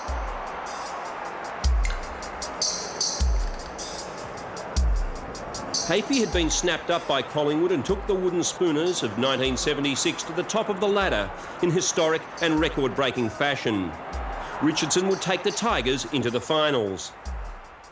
I had no real coaching ambition, to be honest, at that stage, and for whatever reason they decided not to go on with Tommy, which I think was probably pretty rough at the time. And it was almost as though the players kind of almost conned me into doing it because there seemed to be nobody in the wings to do it. But having done it, I think it was terrific. Unlike most coaches, most coaches get the sack at some stage. But the time that I had at Richmond as a coach, I think is terrific. It kind of makes a man of you, and I wouldn't have missed the experience for anything. Kids like Jimmy Jess from Avoca, Jeff Rains, Bruce Monteith, Alan Edwards and Emmett Dunn, all stepping up to join the veterans Sheedy, Burke, Bartlett and Walsh. As the 70s closed, Richmond was searching for answers. Burke had lost the captaincy to Sheedy in 78, who in turn handed over to the veteran Bartlett in 79. Richardson had lost the coaching job after 2 years to 67 premiership player Tony Jewell at the end of 78. The Tigers were on the slide.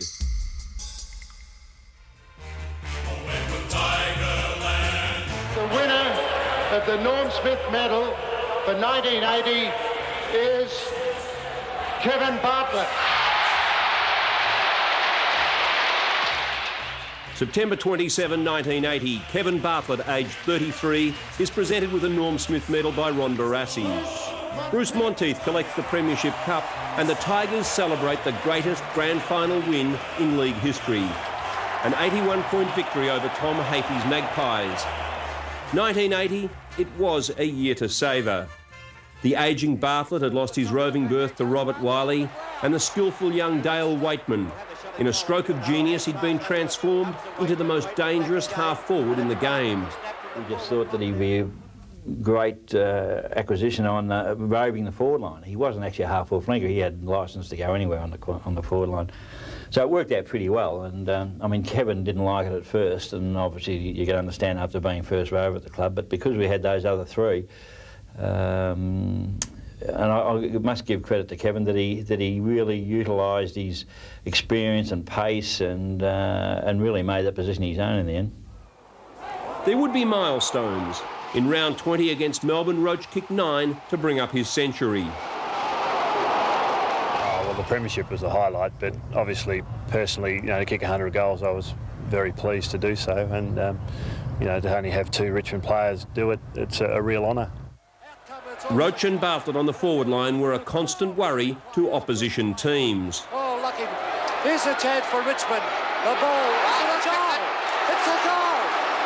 Oh, another goal to Bartlett off the ground. Yeah, he kicked a lot of goals. He kicked I think it was around about 80 for the year. We did kick a lot of goals that year, and I suppose we shared them around, but didn't lead too many to KB because didn't get too many. The skipper Monteith up towards the full forward zone. Here's a chance for Roach to make it goal number 5. Shoots the goal, and that's just what he's done. In round 22, Bartlett became the game's longest-serving player as he records his 337th game, overtaking John Rantell's mark. It's a great thrill, really, Brian, because when you first start to play, you hope that you can have a fairly long career, and as it has been now, I think I'm in my 16th season, so I've been very fortunate.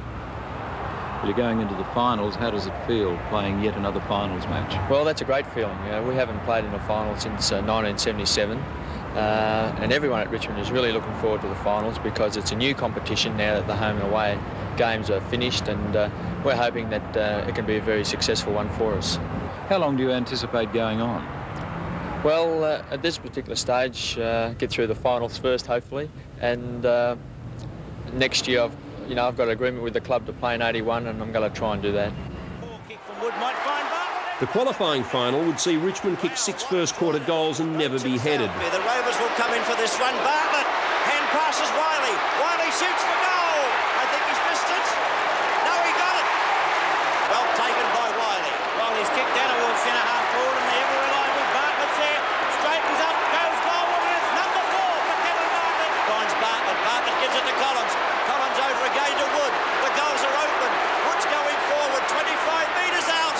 It's a goal. Another beautiful kick towards centre-half forward. Bartlett's waiting there. It comes off to the hands of Bartlett towards Waitman. Waitman will give it back, I think, to Bartlett.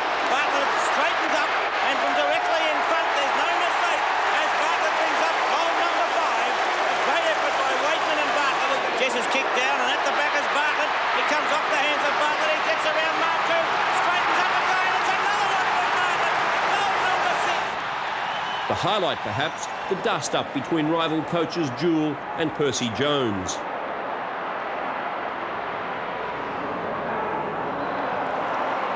Geelong had finished the season on top of the ladder. In the second semi-final at Waverley, they had no answer for Bartlett, who'd kicked 8 goals. Best on ground yet again in a 4-goal win. Freem shows tremendous courage to put himself on top of the ball. The irrepressible Bartlett straightens up again, and with the left foot goes forward, and it's goal! With the long kick up, it's over the head. Bartlett swooping on it again. Nonetheless, it was a free kick as Rains gives it across to Bartlett. Bartlett goes goal again. Coach coming across, couldn't take the mark. It comes through to Card. Bartlett kicks it off the ground. There's a chance of goal. For Jewell, a fortnight to get everything ready. The mood at Punt Road fabulous. How confident are you, Tony? Very confident. We've beaten them twice. We haven't let ourselves down in any major game this year, and I can't see it starting Saturday. 113,000 people were at the MCG to see Collingwood under Hafey take on the Tigers. It was a one-sided rout from the outset. Away from that half-back line, back it goes to Jess. Outmanoeuvred, pick it on, back line, grabbed him around the neck. It'll be a 15-metre penalty. Has a man loose down there. He's found him, Jess. It's a good pass, and Waitman's got the mark. He'll run to an open goal and fire. That's good. That is good. That's the first goal of the Tigers at the 5-minute mark. Lee got a knockout, but not a good one. It's finally pushed out the bar. This looks dangerous on the boundary line. A goal coming up. It's a goal. They're in front by 5 points. Knocked out by Lee. He's dominating those bounces, or those ball-ups at the moment. Oh, beautiful play by Wood. Back it goes to Kane. A long shot for goal. It's not a bad sort of a kick either. No, it's a goal. There's Welsh crashing his way through the pack. He's pulled to the ground. Umpire call play on. Ball knocked out there from Waitman over to Rawlings. Back it goes now. A chance for Kane to have a shot for goal. That's good. That's goal number 2 to Kane. They're running one over the top of the Magpies. There's a box on at the moment. Knocked out by Lee again. Rawlings will go for a hand pass over to Wiley. Bounce right. He's running to an open goal and fires. This looks bad for Collingwood. It's through for another one. It's goal number 2 to 1. So it was a very, very good blending of experience and youth, and it's a bit of a tragedy, really, that side didn't go on and continue the tradition that it had started back in 1967. Terry Smith. Long kick by Smith down towards the half-forward line. Bartlett and Moore. Out it comes towards McCormack from Young. McCormack looking for a hand pass. It goes to Waitman. Back and turn the Jess. Running into an open goal. Another one to the Tigers. Lee. Big fist to the ball, looks for Bartlett. Has he found him? Doesn't bounce too well. Now it bounces up into his arms. Bartlett, unselfish to Rollins. Rollins fires at the goals, and that's another one for Richmond. Good play by Bartlett. Richmond 128 points to Collingwood 57. Just with a long kick looking there for Roach and Cloak. Oh, Bartlett again has a chance for a goal. Number 5, I think he's done it. Yes, he has the little chance. Welsh tackling well. Kink going through. Welsh is still there with him. Kink had to get rid of the ball in a hurry. Kane over to Lee. Great job from the big ruckman today. Close to best on the ground. Rains. Rains is at right half forward now. Decides to go back and take his kick because Byrne was standing on the mark. He couldn't get away. Jeff Rains kicks the ball long as usual. Cloak the high flyer.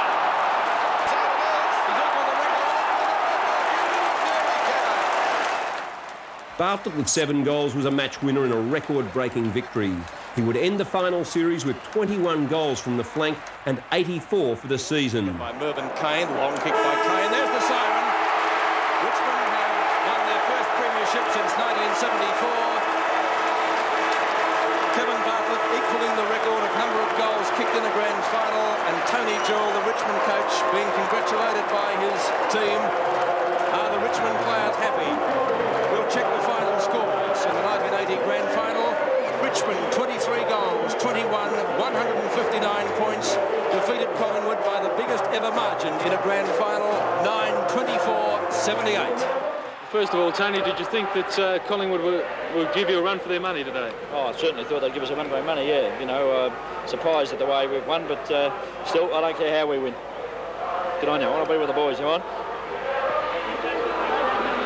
Kevin, first of all, did you think Collingwood were going to be such an easy competition today? Oh, no. It wasn't easy, even though the scores was that way, but they've had a very hard program. They've come from 5th place. No side's done that before, and I think we've got to admire and congratulate them on a marvellous effort to get there. Surely it must have taken a tremendous toll out of them. The celebrations began after the siren and just kept on going. In the rooms, Malthouse slipped into premiership mode, and at Punt Road next day they continued along. In one of those strange quirks of football, Jeff Rains would win the Jack Dyer medal for the club's best and fairest. He would not poll a single Brownlow vote. I was probably a little bit embarrassed about not getting any Brownlow votes. It was embarrassing more than being disappointed. But as I've said today, that it takes 20 players to make a premiership side, and I'm just happy to be part of one of those players. It must be a tremendous thrill for you to win your second best and fairest with the club. Well, I suppose when you look at it deep down, I'm very, very happy to win a best and fairest in a premiership side. I've won one before, and that was a great thrill. It was my first one, but to win one in a premiership side is just incredible. The flag would be unfurled prior to the 3rd round match against Essendon, but this would not be the happiest season at Tigerland. Injuries would hit, and hit hard. We'll be optimistic about coming back for the finals if Richmond do make the 5. Yeah, well, if we make the 5, I hope to be able to play the last couple of games of the year and then play the finals. There would be 2 emotional milestones. Little KB would pass 350 games and seemed likely to go on forever. Certainly the goals kept piling up. And in June, Francis Burke played his 300th, joining Dyer and Bartlett as Richmond's representative in this tight little club.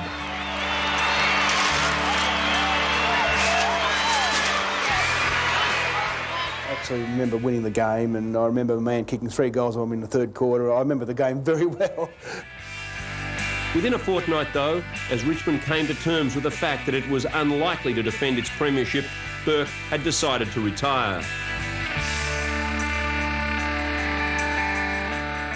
Well, I feel sad from the point of view that a fantastic part of my life has come to a close. I'm optimistic and hopeful that a terrific part of my life now is opening up in front of me, and whilst I'm not sure on which direction it'll take as far as the football goes, I'm confident that I've got a lot of living to do between now and whenever. Richmond would finish a game outside the final 5. Time for more bloodletting. A year after winning the premiership, Tony Jewell was sacked in favour of Burke. David Cloak came in as captain, the 6th in as many years, to replace Brian Wood. worried about failing. I believe that the principles that go towards being a successful player are relevant and applicable to being a successful coach. From Perth came a sentiment of class. Maurice Rioli would stamp his mark on the game instantly. In his first 2 seasons, he would be best and fairest. In 1983, he'd finish runner-up to Ross Glendinning in the Brownlow. Burke had an embarrassment of riches. Classy sentiment in Rains and Rioli, and a couple of 100-goal full forwards in Roach and reserves champ Brian Taylor. Oh, that's not bad. Goal. 4 goals. There's a chance for goal number 10 for Taylor.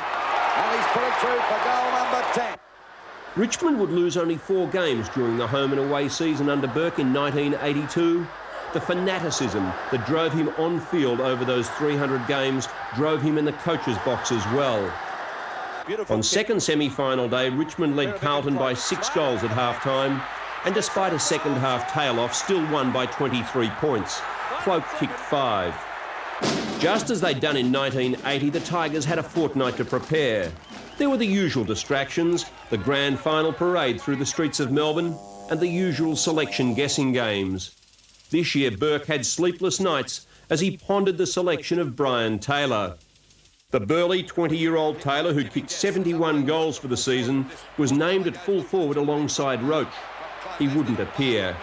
Into the side came Ian Sartori. Rioli's turn, running to an open goal, and he's put it through for full points. Great play on the part of Kevin Bartlett. 31-33.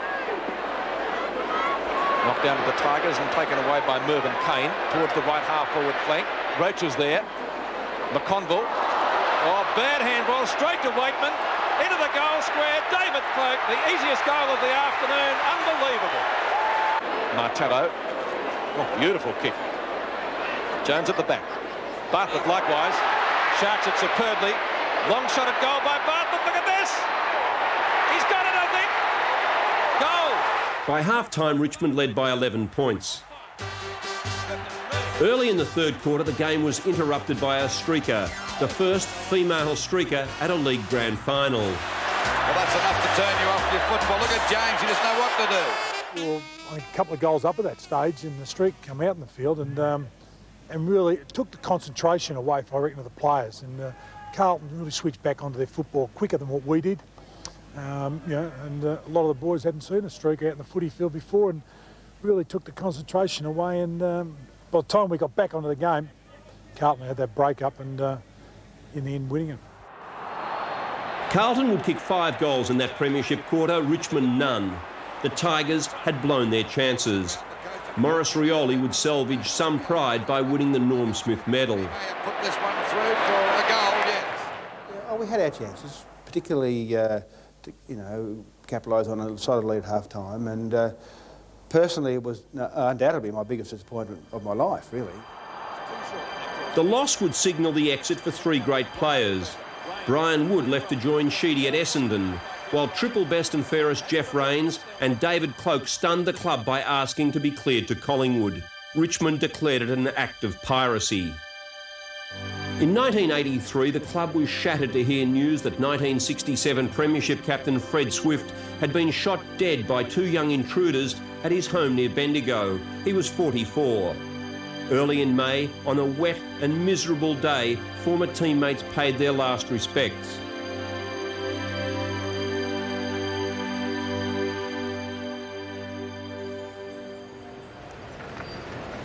At Punt Road, a series of huge losses had left the club in a state of crisis. President Ian Wilson.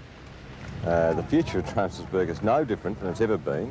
We've got every confidence in Francis. We realise we've got on-field problems at the moment.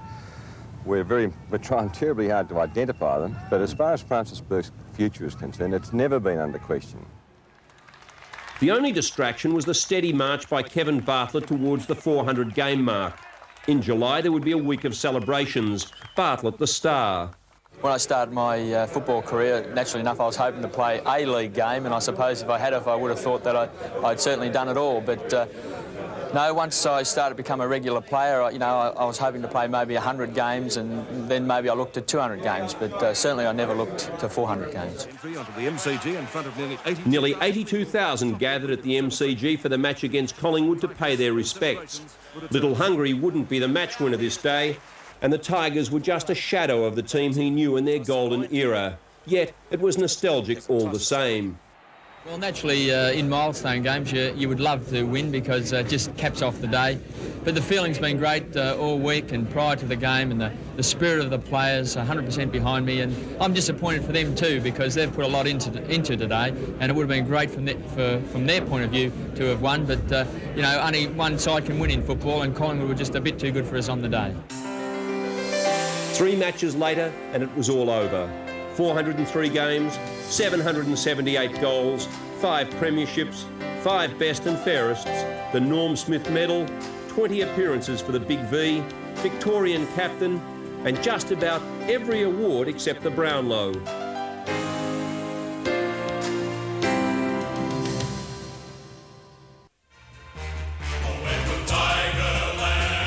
A lot of people have been concerned about that. Mike Patterson, the man they knew in the good old days as the Swamp Fox, came back for one last hit-and-run mission.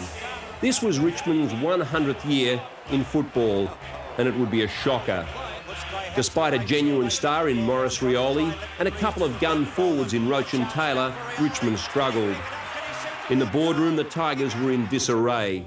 Barry Richardson, the champion player and former coach, would lead the revolt. Ian Wilson and his long-standing team under threat.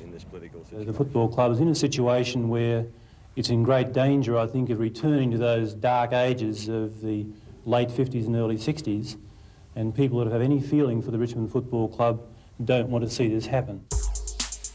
Throughout November it rumbled. Patterson knew his time was up and got out. In many ways, I was proud to be the coach. You work with what you got. I think we went up the rung a couple of bit, but I really thought we would have done better, But, there was quite a few problems at that stage that I think belong in history, and, that's as it is. A month later, Paul Sproul, a member of the 73-74 premiership sides, accepted the job. No doubt you'll be looking forward to the challenge. Well, I thought I'd finished with football, but when this chance has come up, I'm delighted to accept it if I get it and to really take up the challenge. It's really rekindled my enthusiasm. With a team like Richmond, what recruiting arrangements would you be looking at? Well, I can't really comment on that stage because I don't know their background in that particular area. Obviously, the team they had last year on the field didn't perform as well as it should have, and I believe there's a room for natural improvement in the team there. It was an awkward time. Wilson was president. Richardson had the numbers. Finally, after a decade in office, Wilson stood down, just weeks after the club officially celebrated its centenary. The turbulence off-field continued.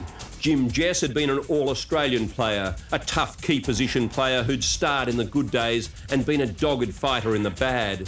In June, he was sacked, citing differences with the coach. The coach, Paul Sproul, sort of decided that, well, he, doesn't think that I can play, and if the coach says that, then it's time, obviously, to look elsewhere. As other clubs hovered and the clearance deadline neared, Jess was welcomed back. Well, there's lots of things that have been said between Jim and myself in particular that have not been true. At no stage have we had a conflict in any way, shape or form. So it's from the horse's mouth now. There's nothing wrong between us, and I'm just sort of hoping that Jim's going to play good football for us again. Mark Lee had taken over as captain. In June, he would break his leg, adding to Sproul's woes. Richardson had made the move from player to coach to president, and he would resign in September after the board decided to sack Sproul. Back came Tony Jewell. If the club expected the premiership player and coach to perform miracles, they were surely jesting. Yeah, it was a shame. I mean, the winning atmosphere had gone. The player depth had gone. The finances were in disarray. The whole place had. Our membership had deserted us. It was just. I couldn't believe the contrast at when I'd left in '81 to when I came back. I mean, that was, and it's taken us a long time to recover. In 1986, in most bizarre circumstances, Richmond looked to the wise men from the West. to the man who commandeered the America's Cup from the New York Yacht Club, Alan Bond. While Jewell tried to get young talent into the senior side and treated the year as team building, Bond and his group were talking big dollars. That, and I expect they will, Richmond gets in the 5, there's $100,000 to the players if they get in the 5 this year. Secondly, just to make sure that all of the young players understand that this is a club and they all need to be part of it, and the club can only prosper out of sound management. If we can win the grand final any time over the next 3 years, there's $500,000 for the club.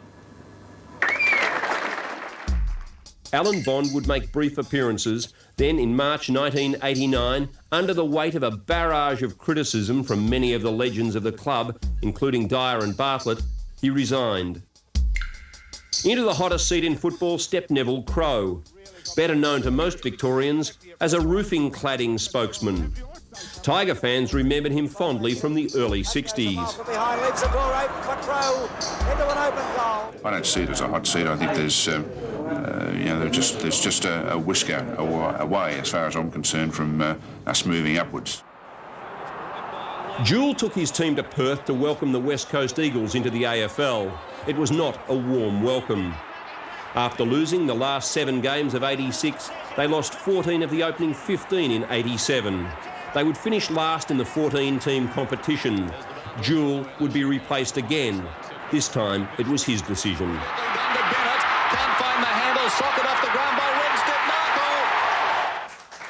Kevin Bartlett, one of the most outspoken critics of the Bond proposals, was the obvious man for the job. To take over as coach would require sacrifices on KB's part.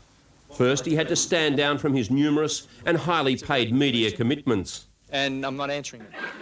I ran into Kevin at the ABC actually when he was a commentator there, and we were chatting about the club and its current situation, and I was suggesting to Kevin that, without even thinking about the coaching role, that things had changed dramatically. We'd got the philosophy changed. We got people thinking right.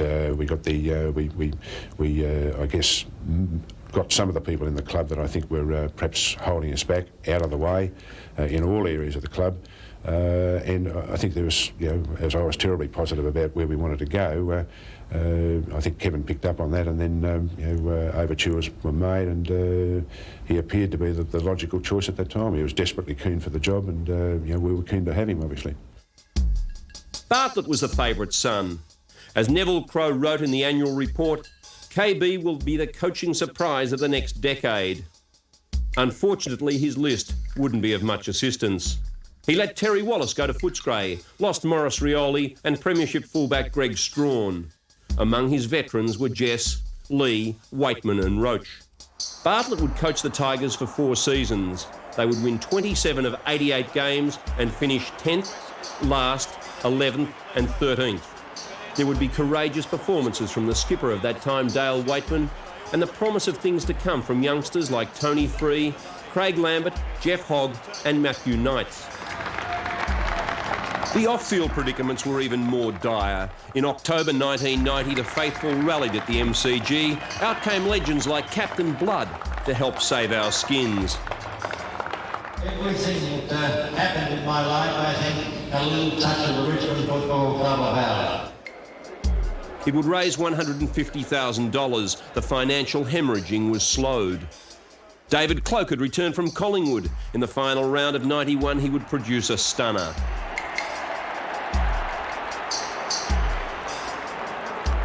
Bartlett's tenure was ended in September, the former champion Rover shattered by the news that he was to be replaced by St Kilda and Hawthorn Premiership coach Alan Jeans. A new coach, and we want to give him every possible support that we can from now on in to put the club together in the way that he sees that will take us into the future that we're looking for. We'll try to work it as possibly the best we can here, and they believe the nucleus of the young sides here, and I believe that the club is a viable proposition. I just didn't come here just because I want to go back into coaching. I had to be convinced that it is a viable structure. I feel quite confident that I can take the next step. There would be no improvement under Jeans. The club remained anchored down the ladder. This time it would be another former Premiership player, John Northey, who answered the call. Northey made an instant impact. More than 70,000 arriving at Waverley to see the Tigers fight out the night premiership against eventual winners Essendon. It had been the first grand final, day or night, since 1982. Northey would produce results. Among the outstanding recruits in 1993 would be Matthew Richardson, whose dad, Bull, had played alongside the Swooper in the 67 premiership. I remember back in the early 80s when Richmond were on top and Dad would have the barbie and have all the mates around, they'd be watching the Richmond in the grand final, and I thought that this must be the team to go for, and obviously about that time I found out that he played for Richmond and everything, so yeah, it's been in the blood for a while. Bowing out would be the Flea. Dale Waitman played 274 games with distinction between 1978 and 1993. Blessed with enormous skills and an even amount of cheek, Waitman would 3 times be named All-Australian, play 18 times for Victoria, captaining his state and for 5 years his club. There have been few more loyal Richmond servants. By 1995, Richmond had re-emerged as a powerhouse. They had lost the exciting young Richardson at the SCG after he was flung into the fence, but then produced some stunning results. One of the highlights would be a Friday night encounter with Sheedy's Bombers, a match that had everything. It had everything but a result. Siren has sounded, and what a magnificent game of football. Ends in a draw, and a fair result. They have kicked 15-11 apiece. It was the most memorable game I've ever played in, just because of the emotion of that game. It was amazing. I just still remember sitting in the rooms after the game and sitting next to Ashley Prescott, and he was crying because he'd played on Hurd and Hurd had kicked 5, and it was just we weren't supposed to win. I think we went in with a lot of injuries, but ended up, I think Michael Gale busted his shoulder that night. Stuart Maxfield kicked what would have been the winning goal had they not kicked another goal with a broken jaw. So it was just a night full of emotion. The Tigers would finish 3rd on the ladder and for the first time in 13 years would go into a final series. After losing to North in a qualifying final, it would be another fierce encounter with Essendon. Now, Matthew Knights. Every time Richmond look as though they need something as a lifter, it's Knights. Can he kick his 4th, 3rd goal?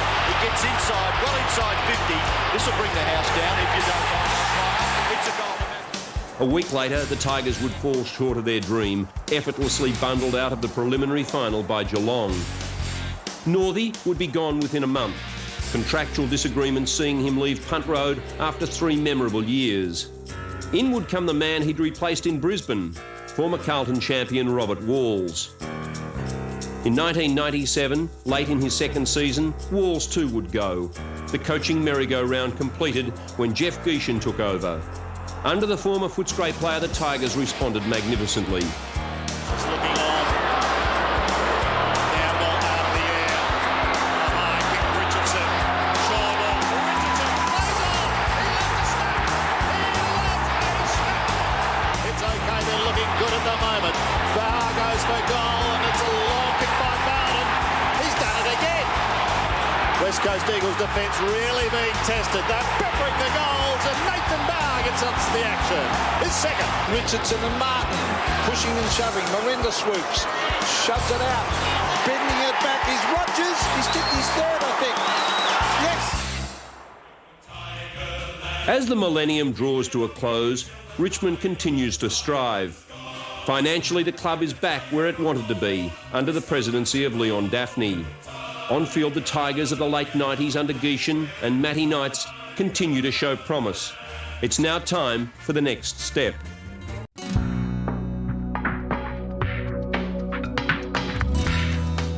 The fluctuating fortunes of the Tigers under Jeff Geishan hinge strongly on the performances of Matthew Richardson, and 1999 would be his year. After 2 wins from 7 games, there were crisis talks at Punt Road. There would be immediate results. Richo would kick 6 against 2nd place Brisbane, and with Rogers, Campbell and Daffy firing, the Tigers would win by 3 goals. Nearly 40,000 braved the wet conditions at Football Park as Richardson put on a spectacular performance against the Crows. Standing start, pumps it long. Can anyone get a touch to it? An opportunity if it goes through. I think it went through, or did it not? It's a goal. Clay Sampson, you've done it against your old side. Here's Hart and Broderick going at it once again. Burke gives it out towards Broderick. He shrugs the tackle, goes onto that left foot and kicks him inside 50. Richardson is lurking nearby, but so too is this guy. He shoots in towards goal. Clay Sampson is against his old time, and Richardson has dropped back to the mark. Well, that was a magnificent move by Clay Sampson and Matthew Richardson. He's just taken so many marks running towards the goal tonight that it's been a terrific setup by, I think, the coach Jeff Geishan, the way he's orchestrated his forward line. Richardson from point-blank range, and the lead changes hands again. Gale and Pittman jostling in the middle. Look at the sensational tackle for the ball to spill free to Broderick. Broderick kicks it back up towards half-forward. Burke is there outside 50. Kicks it in towards the pocket. Richardson is there! Jared, it's hard to understand why Connell didn't soccer the ball off the ground. 2 goals for the night, 26 for the season, but that's the most important one maybe, and he's got it. Rovren comes in over the top, it's socket off the ground, and there it is! Tigers have won a thriller, and they are absolutely ecstatic. The boys from the benches have leapt out and gone to meet their charges. This is a big win for the Richmond Football Club. A big win. In successive weeks, Richardson would have his kicking boots on. 6 against the Cats and 6 more against the Dockers. Another 6-goal haul to Richardson against the West Coast in round 16. Knights, they're sharing it beautifully. The Tiger, Robert Powell, beautiful pass. Richardson's got it. He'll have to kick the ball 45 metres plus. He gets the distance and he's got the accuracy. Tigers have got 3. Chasing him now is Rogers. Like to see Rogers in the forward line. Handball missed at mark. Sampson, good kick. Gives Richo the charge. He's got it. Great mark. Well-weighted kick coming in from Sampson. And now this pass to Matthew Richardson may give the Tigers their 9th. Yes, he released Richardson early in this match for a goal. This is a huge kick. Absolutely top-class footballers in this situation. Kicks goals, and he's done. And then a win over Melbourne, and Geishan's boys were in the rarefied air of the top 8. The game's most exciting forward passing 50 with a 7-goal bag. But 5 successive losses would see Richmond tumble to 12th place. For coach Jeff Geishan, it would signal the end of his AFL coaching career after 25 wins from 49 games. The name on everyone's lips, Kevin Sheedy. I sort of really started to question, whether I thought I could really continue under the sort of pressures that you're under.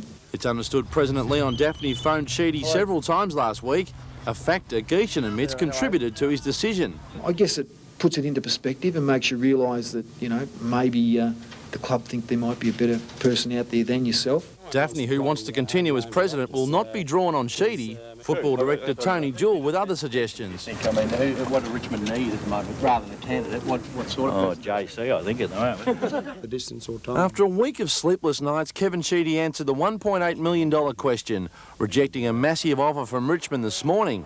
One just last week he was set to accept. Probably at one stage I nearly could have been moving that way. The Richmond offer says Sheedy was one of 4 from other clubs. The emotional attachment of Tigerland hardest to turn down. Probably like saying to yourself, well, gee whiz, you've got a son and a daughter, and which one do you really care about? And you really care about them both. Geishan's replacement would be St Kilda's longest-serving captain and a man who'd been assistant at Victoria Park, Danny Frawley. Probably some of my values in life about honesty, discipline, commitment and trust, and I think that if you keep to those values and stick by them through thick or thin, you can't go wrong. A new millennium, a new coach in Danny Frawley, and with it a tougher, more committed team. Off-field infractions would not be tolerated. First Nick Daffy and then Brad Ottens were suspended for 1 week. The rookie coach felt the pressure too. Against the Kangaroos, he baited the opposition bench, a move that backfired. I think our players have, they've got to get more vocal. I think that North are a very experienced side in that area, and I think that at times, I just thought it was something I'd use, and as I said, it obviously backfired. There would be near misses, heartbreaking losses to the Crows, and then to Sydney. And the injury sustained by superstar forward Matthew Richardson and then Duncan Callaway made 2000 a year to forget. The perfect start to the 2001 season.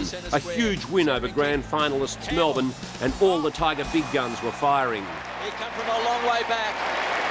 Swept on that time by Brown, gives it to Campbell, kicks it over his head and kicks a goal. One of the biggest stories of the year, the behind-the-scenes incident involving the Bulldogs' Tony Liberatore and the Tigers' Matty Knights. There would be an investigation. Libba would get 5 matches. Good for Talib, I'll tell you. The thing is, Matty Robbins had the job. He's having a go at the bench now. Now, Jimmy, take us through what he's doing at the moment. He's being restrained by the doctor, Chris Bradshaw. He's just having a go at the Western Bulldogs' bench. Oh, and down goes Liberatore as well, so... Well, all I can say is the Richmond Football Club are a really proud club, and it'll be payback time at some stage. Is that Matthew Knights was king hit by Tony Liberatore right out there on the MCG. The only reason you'd expect a club to condone such appalling conduct would be if a player was acting under instruction. An 8-goal third quarter would give the Tigers the impetus for an inspirational win over Brisbane, a game that would be looked back on with interest later in the year. Knights can kick it to Richardson, who should mark, and he runs in and kicks the goal. Nearly 80,000 saw Richmond make it 3 from 4 with a stirring victory over Collingwood at the MCG. The Tigers were looking good. Oh, his hand pass is loose. It's come out the back. Holland's just come on the ground. Kicking the goal. Richardson's hurt. So is Collingwood. Richmond have the numbers. Gasper has the time. And he's got the players on the outer side. Ottens lopes away. The big man has a bounce. Then he kicks it high and wide, up towards Richardson again. Still a long way from home, but under 30 seconds remaining. He's got Leon Cameron. He's deadly. Leon Cameron in front of goal. He's kicked it. But successive losses and a hamstring injury to Richardson put the brakes on mid-season. 4 straight wins, highlighted by a 39-point victory over St Kilda, saw Richmond regain that Tiger spirit. Bowden with 5 goals, best of field. Chappie swings it out wide. King, not normally a great kick, juggles the mark, running it down towards the 50. Bowden outside him. I would have gone to Bowden. The hand pass is a shocker, but Bowden this time, can he make amends? Too easy. Runs around his Saint and slots it from 25. The Bulldogs tried to play down the significance of the return bout. Coach Terry Wallace apparently unconcerned, with talk of a very different Richmond attitude this time round. They made the statements after the last game. They said wait until the next time. Now, if they want to step away from their statements, that's fine, but we took them at their word. I mean, they spoke for over a week about wait until the next time, wait until the next time. Well, the next time's arrived, you know, and we're here and we're happy to sort of take it on. 6 weeks out from the finals, the atmosphere had the scent of September on it. But a classic battle ensued, with Ottens leading the charge. Didn't take it cleanly. He's worked it all right here. Goes inboard to Gale. Harrison's hard run. Ex-teammate. Gale to full forward. Ottens. You too. That is a gun mark, 28 goals, 14 this year. Kicked it beautifully. It's a goal. It's all square. Kellaway wants to bounce, finds it, back and board, Post, Amble, Tawney, Cameron, needs a good kick here, decides to set it up. Can Richo get involved or Ottens? Ottens, brilliant, absolutely brilliant. He's got 2. Broderick wide to Holland, he's got good hands, lovely mark in front of Penny. Gale goes for him. Ellis, went the mark. Lovely hands. Cameron was a good handball coming out from Fiora. Campbell's kicked the goal. The captain's drilled it. Hunter was in there. Ball still to be won. Dogs trap it in. They could be in trouble. Comes out finally. Eagleton gets it out. Campbell hooks it back. Hard ball to be won. Ottens. Gee, they manhandled him. Burke kicks the goal. Tigers in front. Ottens to go in the goal square. It's a one-on run. He's got it. There's a big show there. Going for a 5th goal here, Ottens. Straight in front. Gee, he's kicked it badly. He's kicked it dreadfully, but he's running back and he likes it. It's a goal. A 2-point win, and plenty to be proud about. They've done it. They've won the hard one. It's been a big week. We've had to wait 14, 15 rounds, get another crack at them. And it was just pleasing. We said at the start of the game, focus on the footy, do the team things, and eventually paid off. Only by a small margin, but it's good to win. 77,000 saw the Tigers end the home and away season with a 24-point win over ladder leader Essendon at the MCG. Richmond easing into fourth place on the ladder, Richo with 5, making it 54 goals for the home and away season. Left foot kick out wide. Richmond will keep possession of the ball. It's Campbell out there away from Hardwick. Alessio's back in there, Wolsey. Yeah, and under pressure again, you see the Richmond side handball backwards before they set up going forward. Jude Broderick on his own, 50 metres, gives it away, and Cameron, Leon Cameron has kicked the goal. This kick is not too bad. Richardson right down the ground. He's in his defensive half of the ground. Gee, they're playing on every time around half-back, Robbo. Hand pass to Knights. Knights into the pocket. Good mark, Ottens. He couldn't kick it from here, could he? It's a play on at every occasion for the Tigers when they win the ball inside their... He's going to go short. Richardson is, after kicking the ball to Ottens, has run on, provided a target and was on it. We're watching Matthew Richardson. He's kicked 4. He's kicking from about 40 metres. I tell you what, they're up. It's a goal to the Tigers right on the three-quarter time siren. Have a look at Richo. Yeah, no, it's now preparation's been spot on, Andrew. We believe their preparation hasn't been as good throughout the last 10 weeks. The ours has been spot on. We're getting on the front foot and we're going to show the football world just really how good we are tonight. A week later, the Bombers reversed the decision, holding the Tigers to a measly 43 points and recording a whopping 70-point win. The following week, in a torrid encounter, the Tigers ended Carlton's hopes in front of 83,000 in the semi-final at the MCG. Tivendale quickly to Cameron. Cameron long in towards full forward. Tigers have the charge. Yes! Oh. Zilla! Stephen Zilla. Stephen, 20 metres out. Can he break the drought? He can. Yes, he can. They're away now. Zilla with some... The win would take Richmond into the nightmare preliminary final against Brisbane at the Gabba. And the eventual premiers would show little mercy as they won their 15th game on end. Of such a fine year, so much was expected in 2002, yet so little was delivered. There were notable victories, a thriller over the Swans in round 7. Shouldn't have. Williams a chance, taken high, no, play on for call. He's hard up against the boundary line, he's brought down. Great tackle, Wayne Campbell, great tackle. 28 and a half gone, final turn. There's the siren! The Tigers have gone up by a goal! As the season started to move, they would lose to lowly St Kilda, a match that angered the former Saints captain. Yeah, disgraceful performance. Totally unacceptable and un-Richmond-like. Yeah. The match that had the football world talking was the clash against the bottom side. The 1-point loss was one thing, but it was the body language of star forward Richardson that fueled the headlines. We've come to the conclusion, a mutual decision, that the only course of action for his unacceptable behaviour on Friday night is to go back to the VFL.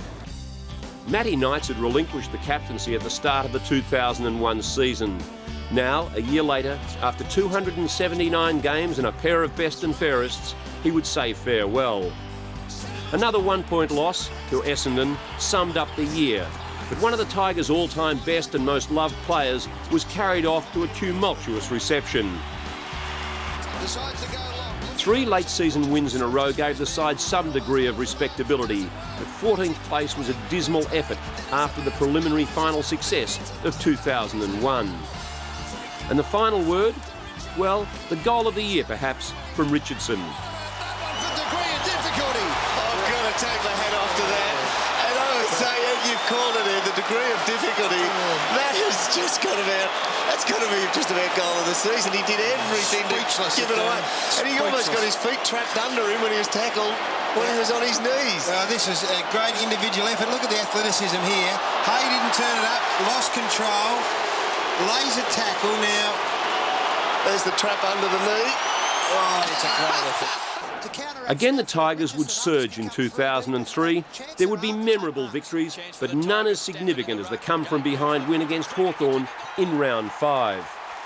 51 points down, the Tigers of Danny Frawley would record a marvellous win. A mirror image at the moment, the way that the Tigers are getting their goals. In fact, 7 in a row. Pettifer, Osborne, working hard, gets support from Mitchell. Crawford went without it, Coghlan didn't. Backs himself to kick a goal. Inside 50 for 8 in a row to the Tigers! Oh, yes indeed! There are heaps of emotion in the room, as you can see, and this will be a very, very exciting song.